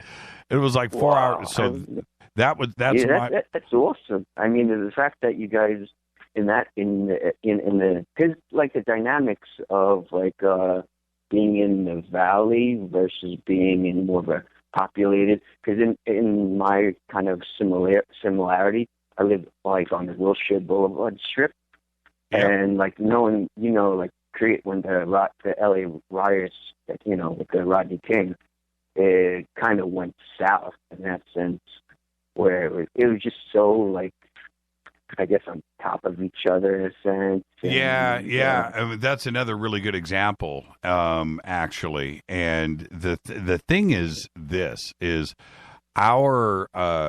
our condo was destroyed, and the refrigerator had opened up and flipped out onto the floor, and everything broke. But that's not the point. The point is, I had no backup. So if I needed to go to the market, because if I needed to survive, there wasn't anything in the house to eat, and there was no electricity, and there wasn't anything going on, and going to a market at that point was fruitless. I wouldn't have achieved anything. So I was not prepared. I was caught, like all of Los Angeles was at that point, caught with my pants down, and I had no backup. And that's the part where Richard Allen Miller is 100% correct, because I'm here to tell you, in Los Angeles, there are 10 million people right now that if anything happened tomorrow, they've got no plan. They've got nothing. There is nothing in place. You know, a lot of people here, a vast majority, they shop every single day. They go and they shop for their food, and they come. They don't have 3, 4, 5, 6 days worth of food in their house. Everybody goes out to dinner here. Everybody goes to a how prepared are people here in Southern California? They're not. I'm here to tell you, it's the last thing on their mind until something happens.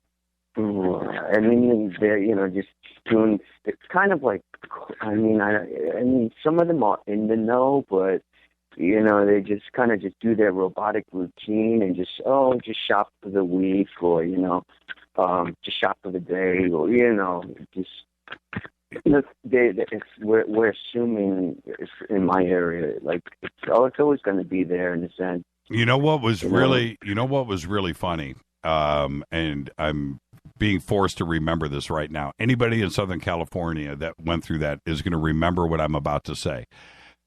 After the week after the earthquake, you could drive around Los Angeles in the valley, and in front of every single house and every single house and every single apartment building was a stack of TVs.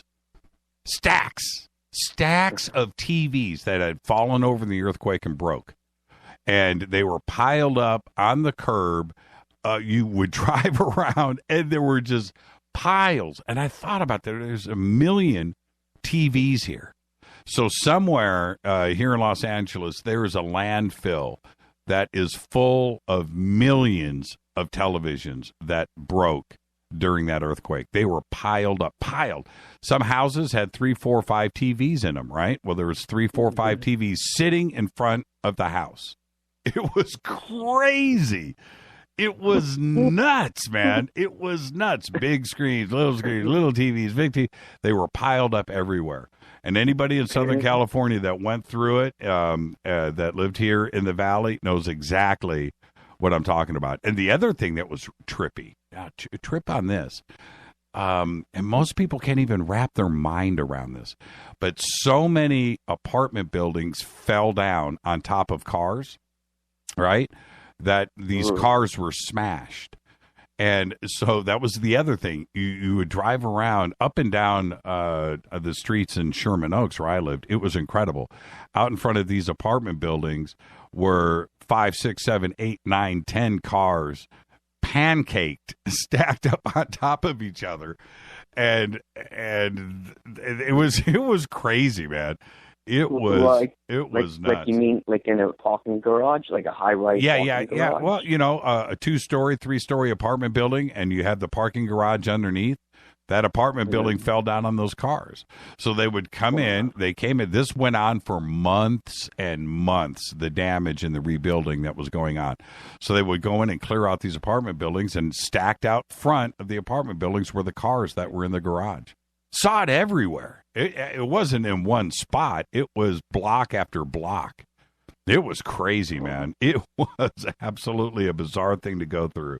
And I'm surprised that a lot more people didn't lose their lives, because it was crazy, man. It was crazy. I went up to I can't believe I'm babbling right now. Too much coffee. Oh no, I mean I'm learning. I'm learning, from a senior. I went up with my family to go dig out a family friend. His name is Manny. He's no longer with us. He's since then passed away. But we went up to his house, and he was an older guy then. He was probably 70. So we went up to check on Manny, and out in front of Manny's house, which was on Balboa and Rinaldi up in the north side of the valley. And the street had broken apart, and the gas main was on fire, and it was shooting up into the air. I'm going to guess and say 100 feet, maybe. It was high, and it was a geyser of flame with all of the streets broken apart. And I'm standing there looking at this, knowing, witnessing everything that I had seen, this destruction. And I'm standing right there looking at this flame blowing up out of the middle of the street at Balboa and Rinaldi. And if you know the valley, this is a famous intersection. And there it was, man, this geyser of flame, huge, just, and all of the news trucks were there and shooting the live video footage of this. And I was standing there virtually alone too, by the way. There was not that many people there. Everybody was dealing with other stuff, but I was like, man, this is like the end of the world, so.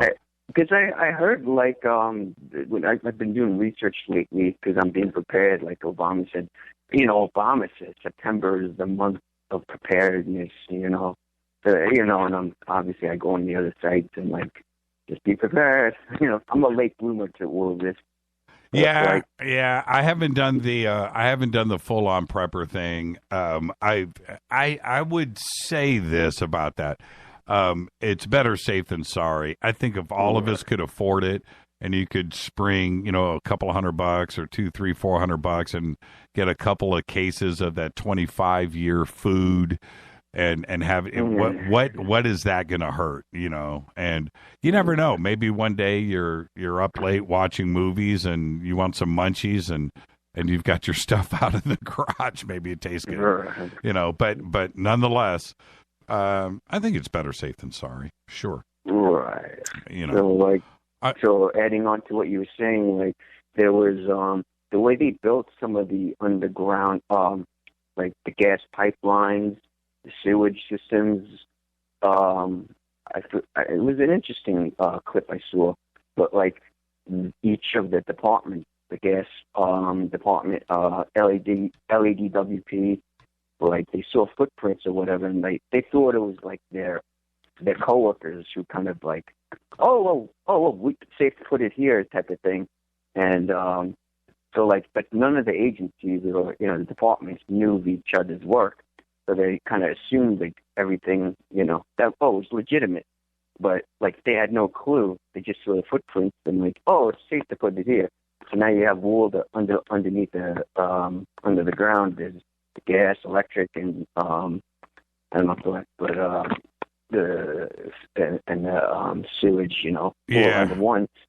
And then when it blew on Northridge, they saw similar, like you're saying, huge sand geysers at the beach, and then in the cities it was huge gas, fiery poo in a sense, so Yeah, I just, coincides what you're saying. Yeah, it does. And I just found a picture. I'm going to post this right now in Twitter.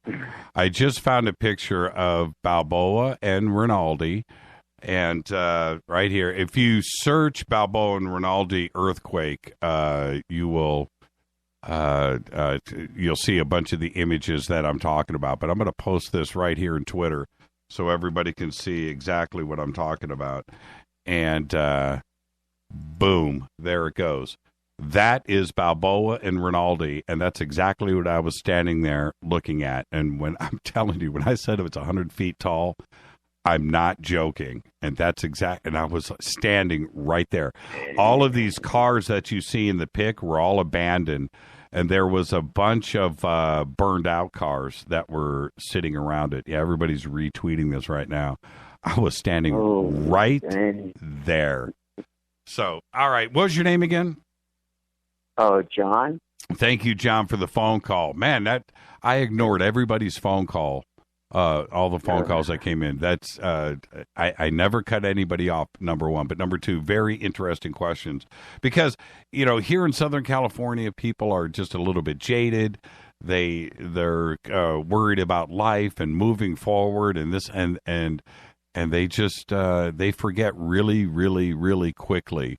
And I don't think anybody's prepared. Neither am I. I am not. I don't have a bunker. I broadcast from one, but I don't have a bunker. Yeah, I don't have a bunker in my backyard. I don't have a garage full of stuff. I don't. I don't. But things like this, which this Balboa and Rinaldi photograph that I just wow. that's real. Are you looking at it? Yeah. Yeah. I'm like, holy dang. Yeah, man. Is And you know what was funny when I was there? When I was there, not one fire truck, nothing, man. It was just burning.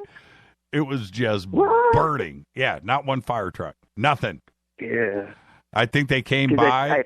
I think they have to do assessment first in the city. I heard. I don't know. 3 days. I don't know, but yeah.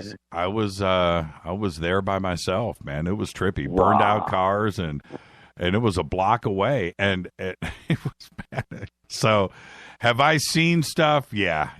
That Balboa and Rinaldi thing was pretty trippy. Thank you for the phone call, John. Okay, thank you, sir. Yeah,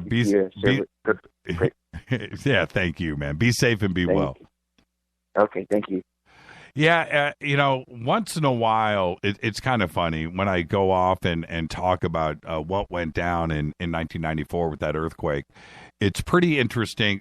For me, I can't stop talking about it once I get started because I was there and I witnessed it. It was certainly a life-changing thing. There was a lot of stuff that went down. But when you get around other people in L.A., and that conversation starts about that earthquake. Everybody, it was so gnarly and so big and so nasty and so loud, and it continued on and continued on, and the aftershocks.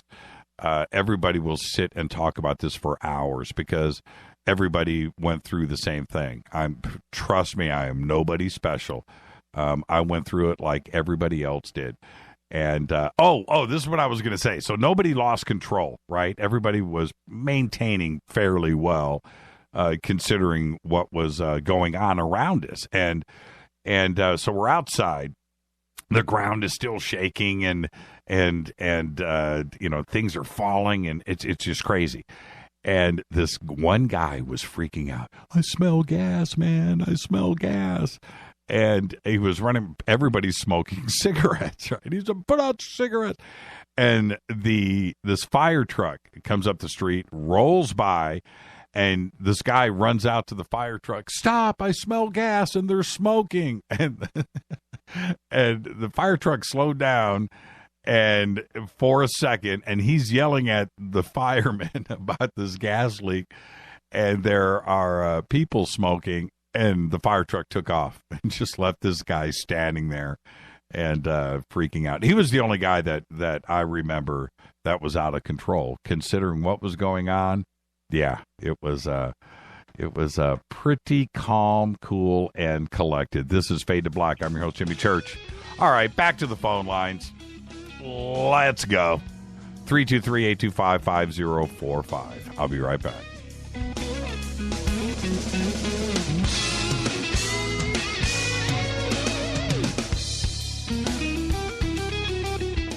Hi everybody, this is Rob Halford, the Metal Guard on JimmyChurchRadio.com.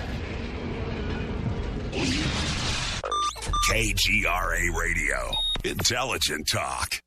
So, you love talk radio? Then you'll love TalkStreamLive.com. TalkStream Live is always on, 24/7 with the best streaming talk shows. Find your favorite talkers and discover some new ones. It's free, readily available online or on the smartphone or tablet. Finding your favorite talk shows all in one place has gotten a whole lot easier. Just go to TalkStreamLive.com. Be sure to download the free apps from Google Play or the iTunes App Store.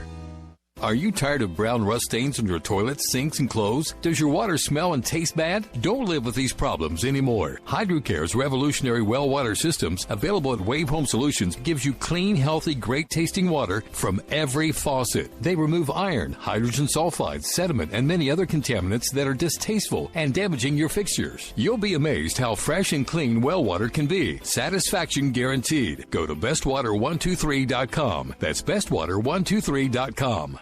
So, you love talk radio? Then you'll love TalkStreamLive.com. TalkStream Live is always on, 24/7 with the best streaming talk shows. Find your favorite talkers and discover some new ones. It's free, readily available online or on the smartphone or tablet. Finding your favorite talk shows all in one place has gotten a whole lot easier. Just go to TalkStreamLive.com. Be sure to download the free apps from Google Play or the iTunes App Store. FADERNIGHT. Things are never what they seem. For the past century, forbidden subjects such as UFOs, backward engineering, human abductions, secret space programs, underground bases, suppressed free energy devices, and other fantastic notions have tested the human mind, forcing it to decipher fact from fiction. Chronicling what he calls the alternative narrative, author Brad Olson gets down to the middle of it all in his best-selling book, Future Esoteric, now released in a second edition by CCC Publishing. And now, you can get Future Esoteric at a special price, plus another free book by just using the promo code Jimmy when you check out. Just click on the Future Esoteric or CCC Publishing banner at jimmychurchradio.com. Go Beckley Teppy. Did you know that when you're on the road with limited data or Wi-Fi available, you can still listen to every minute of Fade to Black by just calling 605-562-4482. No smartphone, app, or internet needed. It saves your data plan and no extra cost if you have unlimited minutes. Just call 605-562-4482. You can listen to me, Jimmy Church, on any phone, anytime, anywhere. Go Beckley Teppy.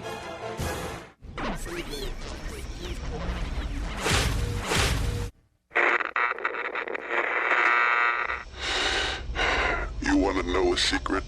I love ponies. I really love ponies. I'm serious. I couldn't stay sane without ponies to brush. Why Fade to Black? Because you never got that pony, damn it. This is Fade to Black with Jimmy Church on the Game Changer Radio Network and KGRA, the Global Radio Alliance.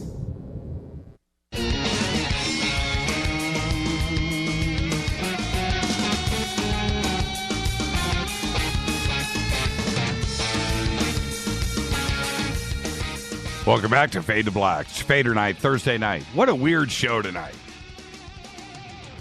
Went from cop killers, killer cops. We got Charlotte, and then we end up on the earthquake in Northridge. So there you go. I'm your host, Jimmy Church. 323-825-5045. I see everybody. I'm going to get you in. Let's go to the phones. Hi, you're live on Fade to Black. Hi, can you hear me, Jimmy? Yeah, I got you. Who's calling? This is Catalina. I haven't called in a while. Wow, Catalina. Last time, my memory of you is chocolate bars and vodka. Isn't that weird? Woo! That's what I think of when I think of you. Trader Joe's. That's what I'm talking about. How you doing, Catalina? Pretty good. I just wanted to personally thank you and Rita for all that you do and all your hard work. I really appreciate it, and you know how much I love this show. Rita is the very absolute best. The best, the best, the best, the best. You know what's funny? Everybody hangs out with Rita and I, and everybody pulls me to the side. Dude, you scored. Man. Dude. Yeah, I know. I'm spoiled. Well, you scored on just such a great relationship, you know, because it's so hard to find someone that's totally compatible, but just that, you know, you're just, two halves of one, you know. Well, we've been together for a long, long time, you know, and we've just been through everything together that a couple goes through and stuff that we probably shouldn't have gone through. And we've done that too as well. But all of that just makes you stronger. And nobody knows me better than her. Nobody knows her better than me. And her and I know that. Trust me. That's awesome. What a blessing. Yeah, that's right. Well, I keep telling myself that. So there you go. It's all good. So what's up, Catalina? Well, I got two things. I want to share one thing with you and the Faders, and then I got a question. Sure. So the first thing I want to share is that a month ago, I got to go to Mount Shasta and see Corey Good give his first public speaking engagement. Yeah, I saw. And that was just great. I saw a lot of pictures of that. I'm a little bit jealous. And how'd it go? Was it cool? Yeah, I just went the second day, and I went up just to see him. So, I just kind of drove up there, just said, just came to see Corey and saved some money and got on the shuttle. And when I got up there, I brought my own chair because I like to be comfortable, sat down, and then I went back out. I was standing with a friend, and then Corey just came up, walked right past me, and I kind of nodded at my friend like, "Oh, I think that's him," because I've never met him. I know what he looks like, and they're like, "Yep, that's him." And then he came out again, and did you talk to him? Yeah, it was kind of an impromptu thing. He came out, and just everybody started walking up to him and talking to him. I thought, well, you don't have to ask me to get in line. I'm getting in line. All you got to do is go, I'm a FADERNIGHT, man. And okay, so hang on. I'm going to tell you. Oh, okay, so I got in line and shook his hand, introduced myself, told him I read all of his episodes, and that I was a FADERNIGHT. And his eyes got so big, and he smiled, and it made me happy because I thought, FADERNIGHTs are good with Mr. Good. Oh, yeah. Most certainly. So cool. And, okay, before I've got more questions, but you called in. What was your question? The question is on Monday, they tweeted pictures out of all the different dishes that Rita made, and they look so unusual and delicious. I was just wondering if you could remember what they were, or could tell me. You're talking about the thing on Friday night. Man, almost too long to get into, but I'll say this. Okay. I'll go with the easy stuff first that I cooked. I cooked ribeye and chicken kebabs. Okay, so that was the main thing. Now, Rita made, she made these. They look like desserts or something. No. The one of the most amazing things on the table was she made these pita chips that were cut like pizza slices, but on them, I can't even explain what the topping was, but it was vegetarian. And kind of beans and onions, and you know what? She's going to kill me. So that's her recipe. I have no idea, but that was one of the dishes. Pretty amazing. Let's see. Well, they all look just delicious. So tell her, good job. I wish I was there. One of the other things that you saw on the table was this long roll, and the roll is made with walnuts, again, kidney beans, ground steak, mushrooms, and onions, and all of that is cooked, and then it's rolled like a roll, right? And that's rolled up and sliced. So that was another dish. Man. Yeah, there was a couple of salads. I can't remember. I'd have to look at the pictures and go back and try to remember. Tell her, great job. It looked beautiful. It was better than it looked. Trust me, it was absolutely delicious. So right on. I'm glad you got to see Ike too. That's awesome. Yeah, pretty cool. And I just wish I could go up to San Francisco this weekend and see him again, because I don't know the next time I'm going to be able to see him. But it was all that. I would go and see him back to back. I really would. And for 10 hours. I would do it. Because I know what it is. And it you just need to sit there and absorb it. That's all you got to do. And were the people, what I tripped out when I saw Corey is that everybody was just so riveted. I mean, nobody coughed, nobody looked away. You didn't hear any rustling or anything. They were 100% there watching him. Was it like that when you were seeing Ike? Yeah. I mean, you could hear a pin drop. There was only one lady that spoke up and tried to ask him a couple of questions during the presentation, and she got shushed, by the audience. So other than that, yeah, it was completely quiet, except for the applause and stuff. But other than that, how many people were up at Shasta? It was a really small place. It was way up it wasn't on Shasta. It was the other.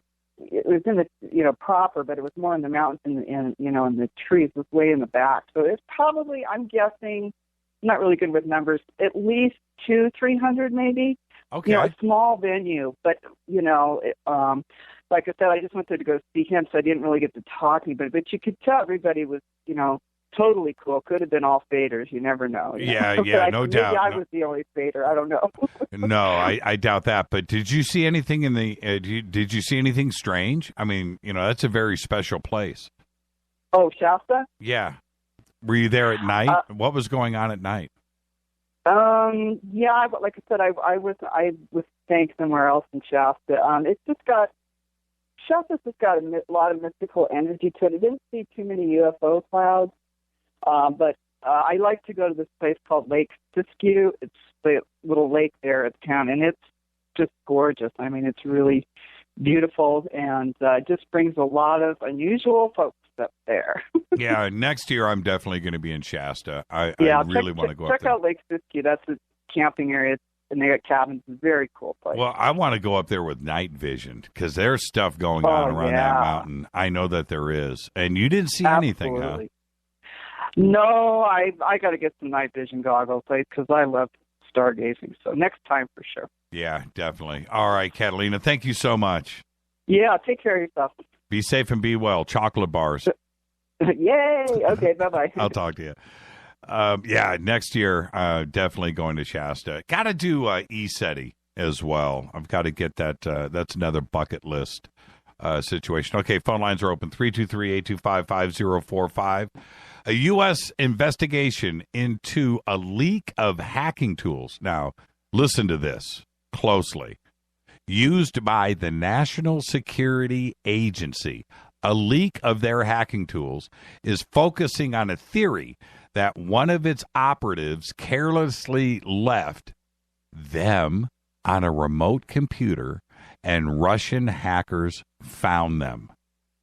The tools, which enable hackers to exploit software flaws in computer and communication systems from vendors such as Cisco Systems and Fortinet, Inc., were dumped onto public websites last month by a group calling itself the Shadow Brokers.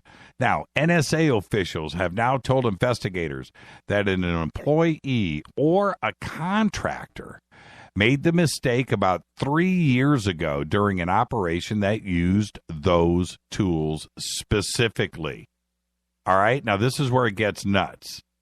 Investigators have not ruled out the possibility that the former NSA person, who has since departed the agency for other reasons, left the tools exposed deliberately. Another possibility is that more than one person at the headquarters or a remote location made similar mistakes or compounded each other's missteps. After the discovery, and this is what the NSA did, they tuned its sensors to detect use of any of the tools out there by any parties, especially foreign adversaries with strong cyber espionage operations such as China and Russia. With these breaches that happen with Washington and the Democrats and so forth, they were able to trace it then because they knew exactly what the tools were.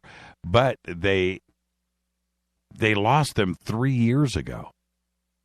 How crazy is that? Let's go to the phones. Hi, you're live on Fade to Black. Hey, Jimmy. This is Dave in South L.A. Hey, Dave in South L.A. How are you? Oh, I'm doing all right. How about yourself? It's another night, man. It's another Thursday night, Fader night. I love life, man. I really do. Yeah. All right. Well, I had a couple of points here. You know, you had made a remark a little while ago about people who have a family ghost. And after listening to your program on the Polanski house, or where that used to stand, Mm-hmm. and the activity that's going on there. I think now you kind of understand why people say they have a family ghost. Absolutely. And we're going to be doing a remote broadcast from there for Halloween. And I've got we're going to make this announcement over the next couple of days. But I'm working with a very large company. And we talked about it today. I'm almost ready to make the formal announcements about this. And they are going to give us some ghost busting and EVP tools for this remote broadcast. And we're going to be giving away a recorder to do this. So we're going to give it away. And I'm going to find out for myself not only what's going on up there at the Omen House, but in general, going out there with Chris Medina and opening up the house and seeing what's really going on. So I'm going to capture some stuff myself, but we're also going to broadcast live and turn down the lights and get in the dark and see what we can find out. And we're going to run recording equipment on each floor of the house. So I can't wait, man. I'm very excited about this. I was a little nervous about it, but you know what? I'm going to have people there, people around me, and it's Halloween, so why not go up there and get, good and scared? But we're gonna have all of the right equipment and a lot of it to capture this stuff, and it's going to be one of our first ghost hunting expeditions that we've gone on, and I can't wait. That's cool. The main thing that I find with dealing with any spirits is, to bring them a gift. Really? To acknowledge their presence. Oh, yeah. So what should I bring them? Bring them some vodka? Cigars, vodka? Okay. Vodka or rum. Rum? Okay. They're not picky. All right. White candles, because it's easier for them, according to some traditions, to see the color white. So white candles, white flowers. What about the Jimi Hendrix ghost? Should I bring a little? Oh, hey, they all like that. Yeah. I mean, you're going to get the party going. Yeah, that's what I'm talking about. Be prepared. All right, Dave. But, yeah, that's the one thing. But the second point I wanted to get to was when you had, I guess, about a week back on time travel and reprogramming yourself and the subconscious to different time possibilities. He mentioned that we're kind of locked out of time travel for security reasons in this time that we're living in. But he mentioned that some people were being mentored in that. And that just hit me like a ton of bricks, because back in the 90s, it was about 1 week. I remember this very distinctly. About 1 week before the first MIB movie came out, I had a similar experience in the dream state where the limitation on the time travel was it could only be again, for safety reasons, I'm sure, could only be within the lifetime of the person. So that would be time travel within my lifetime. Okay. I didn't take anybody up on the offer, but they also said you'd have to say goodbye to everybody you know. You would disappear. Right. And if you want to explain disappearances that go on. 100%. I totally agree with you on that. I totally 100% agree.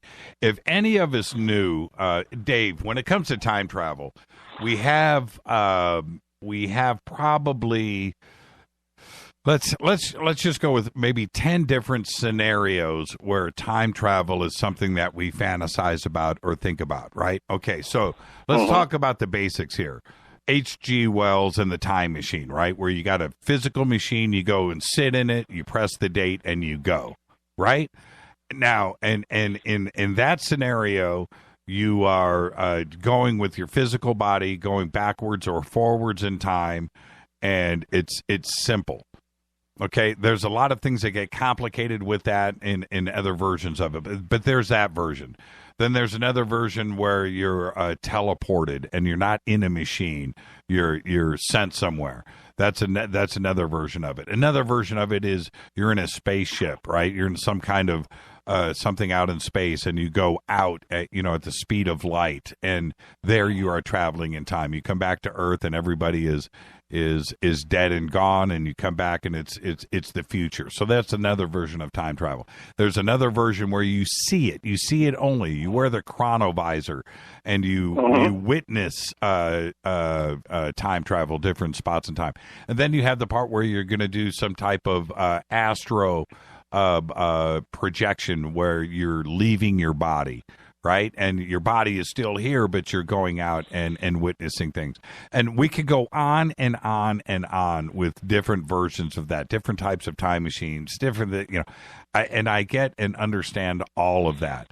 But then you get into the complications of paradoxes, and going back and staying in the same timeline, like which is not what you're talking about.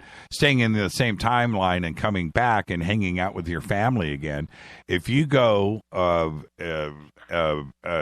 backwards or forwards in time and you create another timeline and you're there, that's it. That's it. You've created another timeline. And so if you go and time travel again further from off of that moment, you're in another timeline again. You're never going to get back to where you are. So back to your point. That's where I agree with you 100%. If that version is real, right? If that's the real one, then you kiss your family goodbye, man. You absolutely do. I totally agree with you. You're not going to get back to this reality. That's what they told me. Yeah. I totally agree with that. That's what was told to me. I wasn't thinking about theory at the time. Would you do it if you could? Thinking about it now, no. No? All right. No. Let me ask you this. I love asking people this question. If you could go anywhere, forward or backward in time, do you know what you would do? Where would you go? Would you go forward in time to a specific time? Would you go back and witness some historical event? And if you could, what would you go and see? That is a good question. Future's not looking too bright right now, so I don't think I'd go forward in time. I'd stick with something much safer, but something very different. A safe scenario where I, like, say 100 years ago in the South Pacific, like when Gauguin went to, Tahiti, something from that era. That's kind of cool. And that could be cool. I could see that being appealing. Cultures that are gone today. Well, if I had one crack at it, I really, honestly, if I knew the exact date that the pyramids were built, because I don't, I would go there. I would like to see how they built the pyramids, but we don't know when it was, so I don't know what year to go to. I wouldn't go see Jesus on the cross because I'm not even sure if that ever happened. So if I went back to that date, chances are that event wouldn't have even happened. Right, there's nothing to see. But what I would love to do, I love the future. So if I had one crack at it, if I didn't know the definitive date of the pyramids, I don't want to go back and have the pyramids already built because then I waste my trip. But going to the future, 1,000 years from now, if you know that humanity is still here, I'd go to the future. I would go to the future. I would like to see what's rocking. I would like to go and do that. I would go to the far future, maybe even 10,000 years, rock this baby and really go out there. So that's what I would do. Hey, Dave, let me get to these phone calls. And all right. You are the very best. Thank you for everything. Thank you. Love it when Dave calls. What's up, Miss Sweden? Hello. Maria calling from Sweden. I think I'd go to the future. You would go to the future. How far? It doesn't matter. turn me down in the background, Maria. Oh, sorry. Yeah. It's got to throw you off, too. It throws me completely off because that is time travel. I could hardly hear it. That is time travel. So, yeah. Now, how far? How far would you go? I don't know. I don't think it would matter. It'd be an adventure no matter how far you went in the future. Well, 20 years isn't enough. You wouldn't do that. No, that'd be boring. Right. It'd have to be 100 or more. Yeah, 100's a good crack. I would start there. But because chances are I may be around 20 years from now. Right. And looking back 20 years ago, what's different? Not much, right? Yeah, exactly. So I would shoot it way out there. If there was a guarantee, if I knew that. Also, I'd want to know that I could get back. Really? Yeah. Why? Because you don't know what's going to be out there in the future. Yeah. So you say, oh, I'm going to go 1,000 years into the future. Well, I mean, it could be pretty disastrous. Well, I would only come back if I couldn't take Rita with me. If I couldn't take Rita with me into the future, then and I had to go by myself, then I would have to come back. I would have to. But if I had Rita with me, heck no, man. We're burning that candle 10,000 years from now. I'd go back to Göbekli Tepe. That would be cool. Now, Göbekli Tepe would be 8,000, 10,000 years ago. 10,000 years ago. Yeah, go back and see not only how they built it. What the heck was going on? Why? Why did they do it? Why did they bury it? Why not? That'd be kind of cool. Yeah, absolutely. Hey, I wanted to ask you really quick because I was looking at your Twitter post earlier. Are you safe over in Sweden? Do you feel safe? I feel safe. Is there?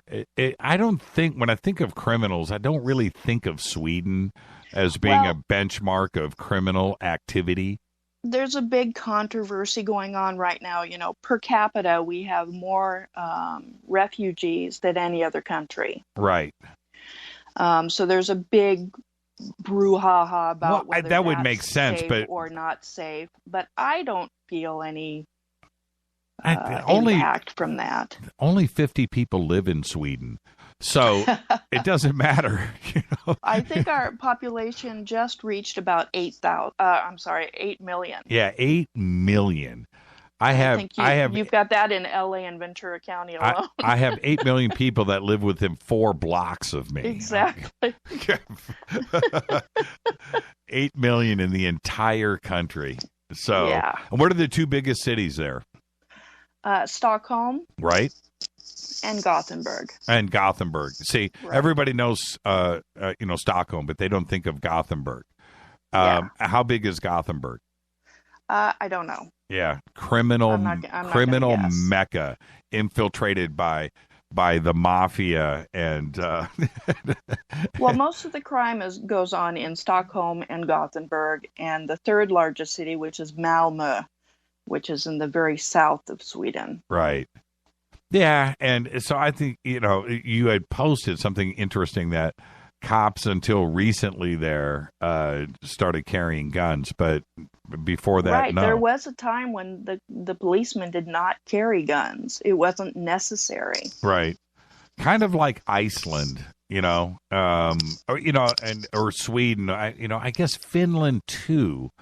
Norway. I would assume that all of these are kind of the same situations. All of the Scandinavian countries. Right, you guys are kind of. Yeah, you guys are cultured, sensible, smart, and you drive cars that are safe. Well, yeah, we're so fantastic. They're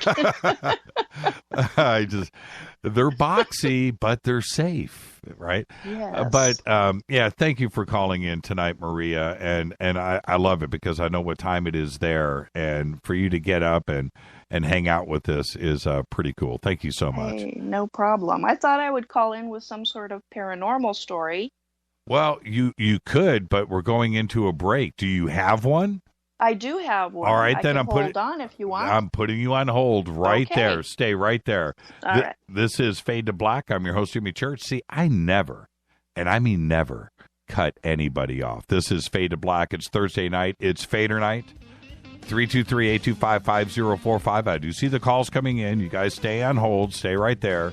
And I'm going to let Maria scare the crap out of us right here in just a second. I'm your host, Jimmy Church.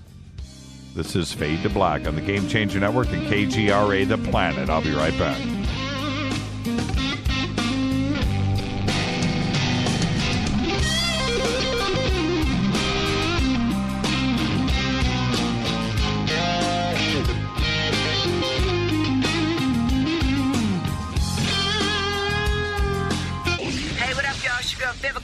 Here, and you are listening to my boy Jimmy Church on JimmyChurchRadio.com. Despite popular opinion, reading a book will not make you smarter. But listening to Jimmy Church will.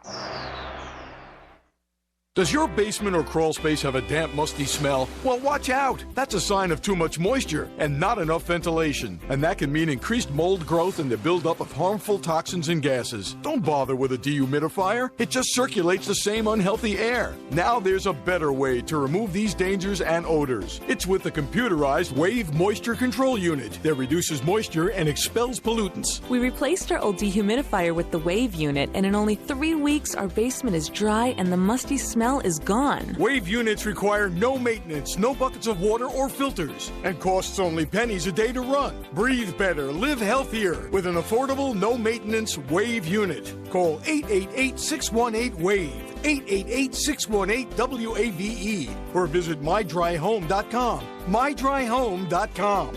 Ride the wave. Wave Home Solutions for a healthy, comfortable home.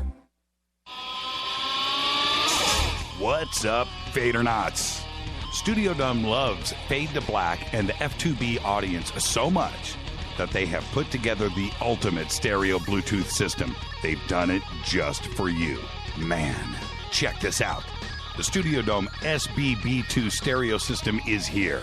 It's featuring 2 Studio Boombox 2 SBB2 wireless Bluetooth speakers, packed in its own custom hardshell case. This Studio Dome system features the very latest in stereo Bluetooth technology. The 2 full-range boomboxes are in true wireless stereo. You've got to hear this. It's amazing. It's just $129 and use the promo code JCRTWS and you'll also get free shipping.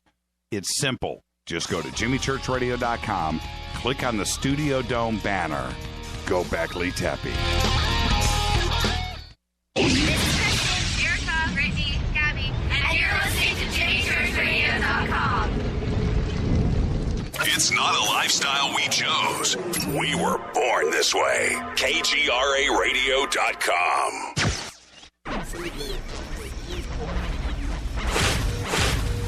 This is KJCR at JimmyChurchRadio.com.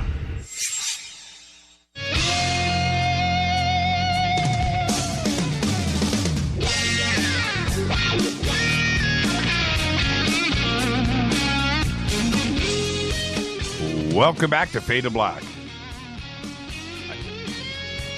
I keep getting this international call. Somebody tell me what the country code is, 00. I'm getting this number coming in, 1000. Very strange. I almost want to Google that just to see who that is. All right, Maria, what do you got?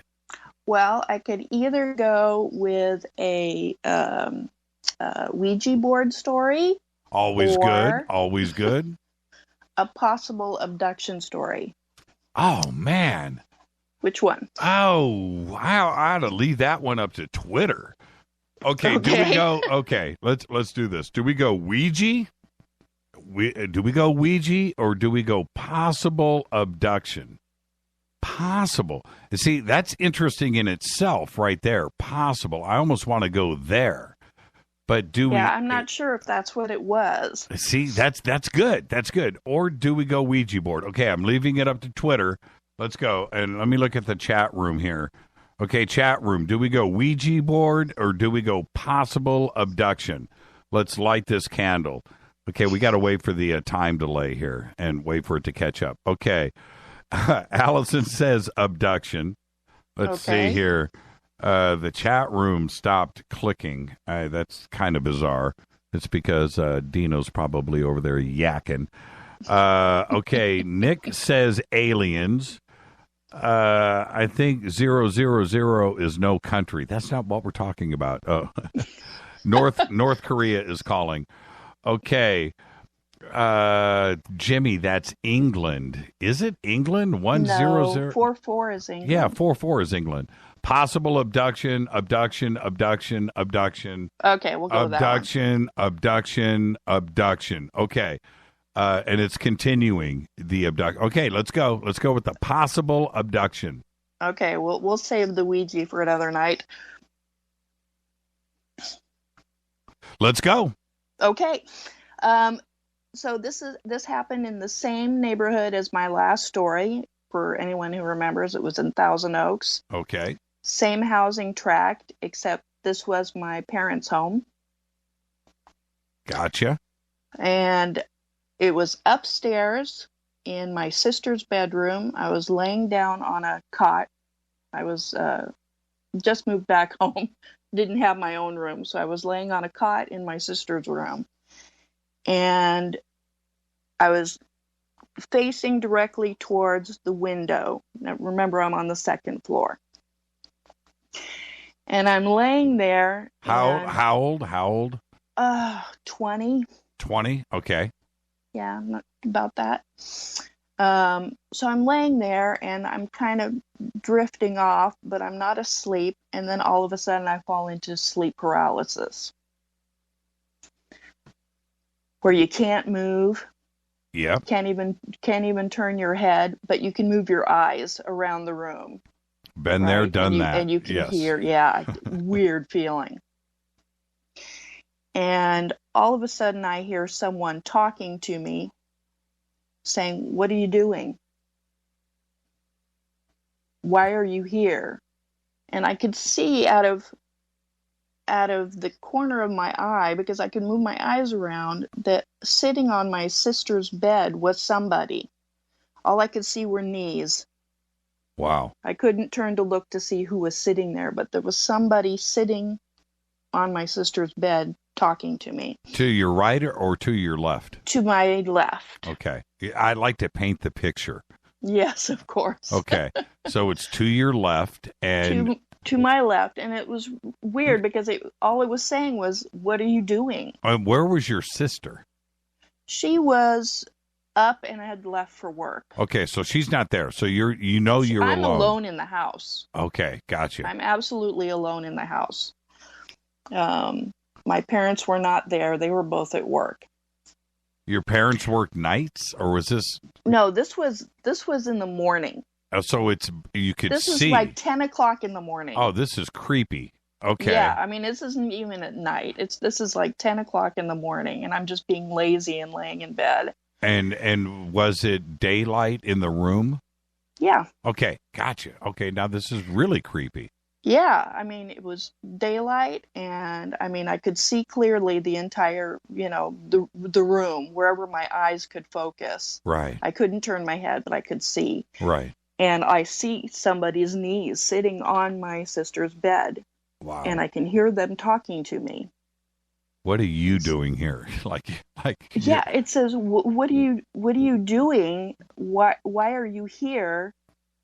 And now, was this in your mind, or was this like something you were hearing? No, it felt like I was hearing it. Right. I think I was, but I mean, it could have been telepathy. I don't know, but It felt like I was hearing it. Right. Then all of a sudden, I see all of these faces in the window. Remember, I'm facing towards the window. My feet are towards the window. What kind of faces? They weren't clear. They just looked like people's faces, weird faces. But you could see But I could see they were faces, but I couldn't see any features, you know what I mean? Wow. But it was like people's faces. But remember, I'm on the second floor. How many? 7, 8. Wow. Wow. Yeah. Okay. So second floor, and now tell me, outside of that window, that side of the house, what was below it? Just a Nothing. wall? The driveway. Right. Okay. Ooh. There was no trees, no nothing. There was no way there could have been somebody's face in the window. Now, you were 20. What about the night before? Were you doing a little... No. I'm in my parents' house. Right. Okay. Well, you could have been out with your friends. That's true. Okay. That's true. But no the night before. No. Okay. No. All right. Not that I remember anyway. Right. I'm not going to bet my paycheck on that one. Yeah, fair enough. Fair enough. But so I'm still in the sleep paralysis. I can't move my head, but I can see faces outside the window. At this point, the person that's sitting on the bed has stopped talking to me. I don't know if the legs were still there. Now I'm focusing on the faces in the window. As you should. As one would. Right. Then all of a sudden, I hear a voice, and it says, "You need to get up." Oh, no, I don't. And I'm like, okay, but I can't, I'm thinking to myself, well, I can't move. How am I supposed to get up? Right. And it just repeats, "You need to get up. You need to get up." Man. Eventually, I can move, and I get up.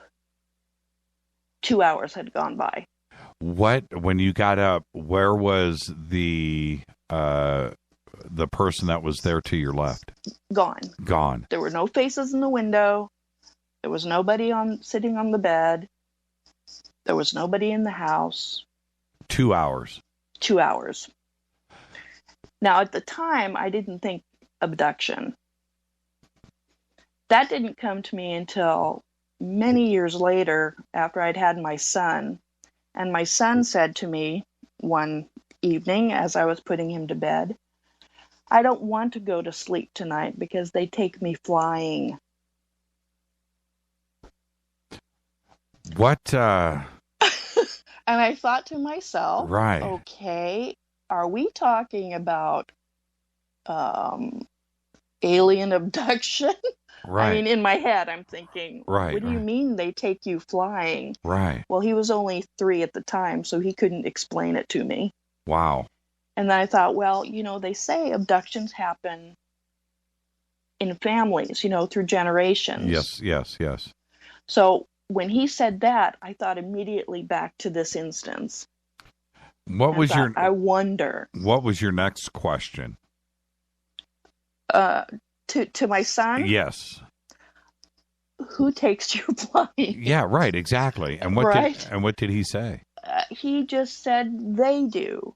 Now, he didn't describe who they were. I don't think he could describe who they were. Where were you living with your son at this time? Reseda. Okay, so here in Southern California. Right. And now Reseda, I don't know how long ago this was, but there's different parts of Reseda too as well. Let me ask you this: north or south? This was like across the street from the old country club.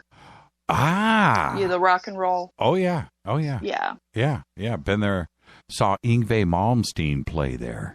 There you go. Yeah. I know his bass player. Who? Rick Fox? No. Swedish guy that lives in Hollywood now. Oh, okay. Bjorn. Yeah. Okay, let's not get too sidetracked here. But the country club, everybody was the place to be in the 80s in the Valley. Big, monstrous place too. That place was huge. Yeah, rock and roll venue that all of the big touring bands. You were pretty big if you played the country club. I saw Kingdom Come there. Oh, so did I. I saw Kingdom Come there. I sure did. We were there the same night. I absolutely saw Kingdom Come at the country club. Yeah, no doubt. Okay, so anyway, so that's where you were. The country club was off of Reseda Boulevard, and north of the boulevard, about a block, maybe 2 blocks. Yeah, exactly. Right. Okay. And I forget the name of the street that it was. Yeah, I'm trying on. like Moore Park or something. No. Yeah, I can't remember, but yeah. But a lot of apartments. So, were you in a house or an apartment right there? I was in a condo. You were in a condo. I know the area like the back of my hand. So your son, do you think that that's where these events were going on at, was the condo there in Reseda? Well, I don't know, but that's what came to mind when he said that. You know, what 2.5, 3-year-old kid says they take me flying? Wow, that is crazy. Right? Did he, how old is your son now? 30. 30. Okay. So you and I are the same age. Wow, we are? Yeah, that's pretty... actually, you're the same age as my sister. I'm a couple years older than you are. Okay. Well, you've had the opportunity to talk further with your son about this, have you? Yeah, and he doesn't remember it. And he hasn't had any experiences since. Does he think you're the crazy mom? No, he thinks I'm pretty darn cool. Oh, right on. But very interesting. And now going back, now that you know what you know now as an adult, looking back to what happened in Thousand Oaks. Right. I'm thinking that perhaps that was an abduction. And I just, they say that sometimes when people are abducted, they see things that they're familiar with because they don't know how to process in their mind what they're actually seeing. So it's like some people will see owls, right? That sort of thing. And I'm thinking, well, maybe I saw people's faces, but not clearly, right, in the window because I didn't know how to process what I was actually seeing. Now, that 2-hour experience, a couple of things really quick that come to mind. You didn't know that it was 2 hours, right? How much time do you think had passed? To me, it felt like 5-10 minutes. Yeah, 5 or 10 minutes. Was there a clock in the room? Did you know that it was 10 a.m.? Right, there was a clock in the room. And then when you finally got up out of the bed, you went and looked at the clock, and it was said, like almost noon. It was almost noon. Right. And as far as you know, your eyes were open. You were awake the entire time. As far as I know, it was sleep paralysis, but I was not asleep. Right. And I mean, I had already woken up from from the evening sleep, and I was just kind of laying there. Have you thought about hypnosis, some regression therapy? I've thought about it, but maybe I don't really want to know. Yeah, I'm this, because I have my experience too. I mean, really, you're kind of torn in between. Well, do I really want to know? Right.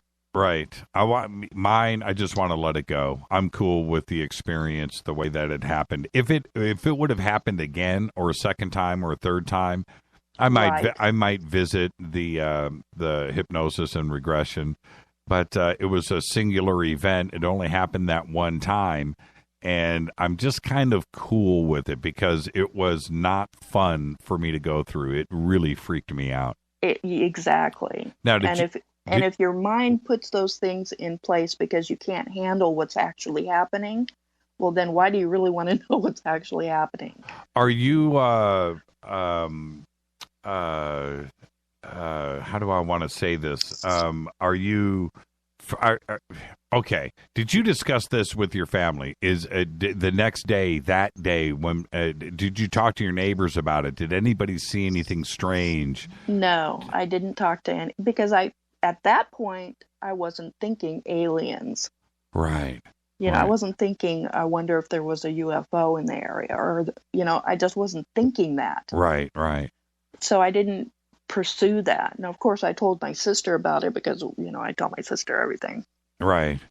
Yeah, when it happened with me, that night, I was thinking one of two things. I wasn't going alien abduction for some reason. I was thinking I saw a ghost, and I was thinking that somebody actually had broken into my house. I was thinking it was one of those two things. And I somehow in my own mind had convinced myself that somebody had broken in because it was next to a sliding glass door that was in my bedroom off of the patio. And I thought that they got in and out through that sliding glass door. I convinced myself of that. I was trying to be very rational and lock it and not leave it open. But then I also was thinking ghost. Alien Little Gray kind of came to me after a couple of days, that had gone by. And I started to think to myself, that it was too small. It was like a kid. Right. And so that was the other part. But Ooh, oh my God! When you said that, I just thought of something else. Well, maybe I shouldn't even go there. What's that? When I lived in Alabama, I had a sleep paralysis, and a bunch of little kids came into the room. Yeah. And that just struck me when you said that, little kids, and it just hit me that happened. Yeah, I only know because I had at the foot of my bed, on both sides of the room, in each corner of the room, I had speakers on speaker stands, and so I know how tall those are, and this, which were about 4 feet. And then next to the speaker stand, further up about 2 or 3, 4 feet in front of the sliding glass doors where this thing was standing. And it was shorter than the speaker stand. So that's how I know how tall they were. Right. So I don't know. I really so maybe don't. This has happened to me twice. Yeah. Well, yeah. Could be. Maria, be safe out there, okay? Thanks. And I'll see you. Well, tomorrow night I'm on Coast, so I'll see you tomorrow night on Coast, and come hang out with me on Twitter. Yeah, that's a little easier for me, Coast time. Absolutely. And we'll see you tomorrow night. I'll see you on Twitter. Okay. I'll see you later. Bye. What if, man? Well, you guys got your wish on that one. You wanted the a possible abduction story. Hey, Les, how are you? Boom. That's all I can say. Yeah, that was pretty good, man. She is she freaks me out. She's well, it's only because the detail. You remember last week with the black shadow dude that stood up in front of her that she walked through. And it's just man, she tells a really, really good experience. She tells it really well. Well, that's the way you can tell, someone's really had that kind of experience is the details. Well, it's always, I always say that, it's always in the details with any experience. It doesn't matter what it is, but it's always in the details. But she'd be a lot of fun on a camping trip, I'll tell you what. Imagine how much she would have freaked you out if she had done the Ouija story. Yeah, I know. Well, I got the feeling Maria will be here with us next week with that one. Yeah. So October's coming, sir. Oh man, have you guys? It's funny. I was going through Costco last week, and actually, the first signs of it were a couple of weeks ago, where they've got the Halloween stuff stacked up to the ceiling. And I was like, oh, man, that's right. Halloween's coming. And we always put this fake graveyard in our front yard. That's what we do, the tombstones and the lights and stuff. But I got to break the stuff out and get ready. Are you guys putting up your Halloween decorations yet? Yeah, we're already getting ready. I pulled them out of the closet the other day, moved all the stuff out of the way and grabbed the stuff. And, now I got to put up the light, the weird lights. And I'll tell you one thing I can't wait to get. I still need to get myself a studio dome so I can start playing spooky music. Yeah. That's what we do. We do the same thing. We run get the Bluetooth going, and it was funny because last year we got the studio domes out on the front patio, and we found it was really funny, man. With our cell phones, we found a Halloween music channel, sound effects on YouTube. And that thing was like 3 hours long. So that's what we did, and it worked so well. I highly recommend that to everybody here. Get your studio domes, put it on the front patio. That's all you got to do when you're handing out the candy, and find a YouTube channel that's like Halloween music, and let it rip. It is technology to be able to do that, right? Years ago, what would you have to do? A cassette, mixtape. You would have to take your speakers and put them in your window, and or get a tape recorder. Right. All of that. No, you don't have to do that now, man. It's so simple. Studio Dome, cell phone, Bluetooth, done. So, yeah, and you can hide the Studio Dome anywhere. They're so portable. They're amazing. Yeah. Now, I was going to ask you, you're in North Carolina. So yes, I am. How are you guys doing? Are you guys freaked out? I'm doing okay. It's about 2 hours away from where I live. This is the thing. I live in Asheville, North Carolina, and we have, like you were saying earlier, you don't mind, and I don't mind it either. Regular, peaceful protesting here in Asheville. We do it every weekend. They scream at Monsanto, they scream at Trump, they scream at everybody. They love a reason to picket here, but nobody gets shot. Nobody has a problem. Everybody goes home. Everybody's safe. I just don't understand why, and I understand their anger. I really do. But, what are you going to accomplish, Jimmy, by destroying your own neighborhood, by robbing the stores that your neighbors, that are your neighbor's livelihood?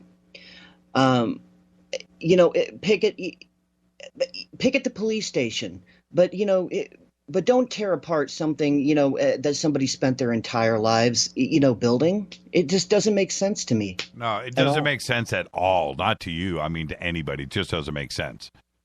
Whatever. And I understand built up frustrations, but breaking things is just stupid. It just doesn't make any sense. Hurting other people. Yeah, violence. I mean, they sent a guy to the hospital yesterday that wasn't even involved. Right. Yeah, I totally get that. And look, I'm not part of it. I'm not out there doing it. As far as this pent up anger and it needs to come out. Okay, I've never gotten to that stage, so I don't know. I don't. But just standing back and looking at it, dude, this is where you live. This is, these are, I don't know. Why do that? This is your home. This is your city. Don't do it. Just don't. It just doesn't make any sense unless I'm completely I'm with missing. You 100%. I could be completely missing it, but I don't think I am. No, you're not. I'm totally with you on that. It just, like I just said, and like you just said, why destroy your neighborhood, your neighbors' lives, because you're angry? It just doesn't make sense. Right. It really doesn't. Right. Well, I'm just glad you guys are safe. You guys are 2 hours away, but it's still right there in the state, and I'm sure that there's a lot of tension. You guys know that this is going on. Right there, and it just sucks, and I just hope everybody's safe, and there you go. But when did this become the new norm, Jimmy? The media. Yeah, it's the media. The media is hyping this up, and that's the sad part, and that's the truth. The media. I'm watching these demonstrations, and I'm watching, the thing on the front lines are a bunch of cameras, and that's uncool. Take us out of here, Les. All right. Special thanks to Jon Rappoport and all the first-time callers and FADERNIGHTs who phoned home tonight. Fade to Black, executive producer is Rita Camurian. Special thanks to LJ3, that's me, Renee, Jonas, Mark. Thank you, Dennis. Thank you, Brother Bob. Announcers are Steve Harder, Gene Vito, and Mark D. Kovar. Faded by Dale. Webmaster is Drew, the Geek. Music, Doug Aldrich. Intro, Spaceboy, spaceboymusic.com. Fade to Black is produced by KJCR for the Game Changer Network. Syndication, KGRA The Planet. And with that, for the week, Jimmy and I are out of here. Thank you so much. Let's see you tomorrow night on Coast. Yes, sir. Good night. This broadcast is only copyrighted 2016 by Fade to Black and the Game Changer Network. It cannot be rebroadcast, downloaded, copied, or used anywhere in the known universe without written permission from Fade to Black or the Game Changer Network. I'll see everybody tomorrow night on Coast. I'm your host, Jimmy Church. My guest tomorrow night on Coast is Steve Murillo, live in the studio. Follow me on Twitter at JChurchRadio. Until then, everybody be safe. Go Backley Tappy.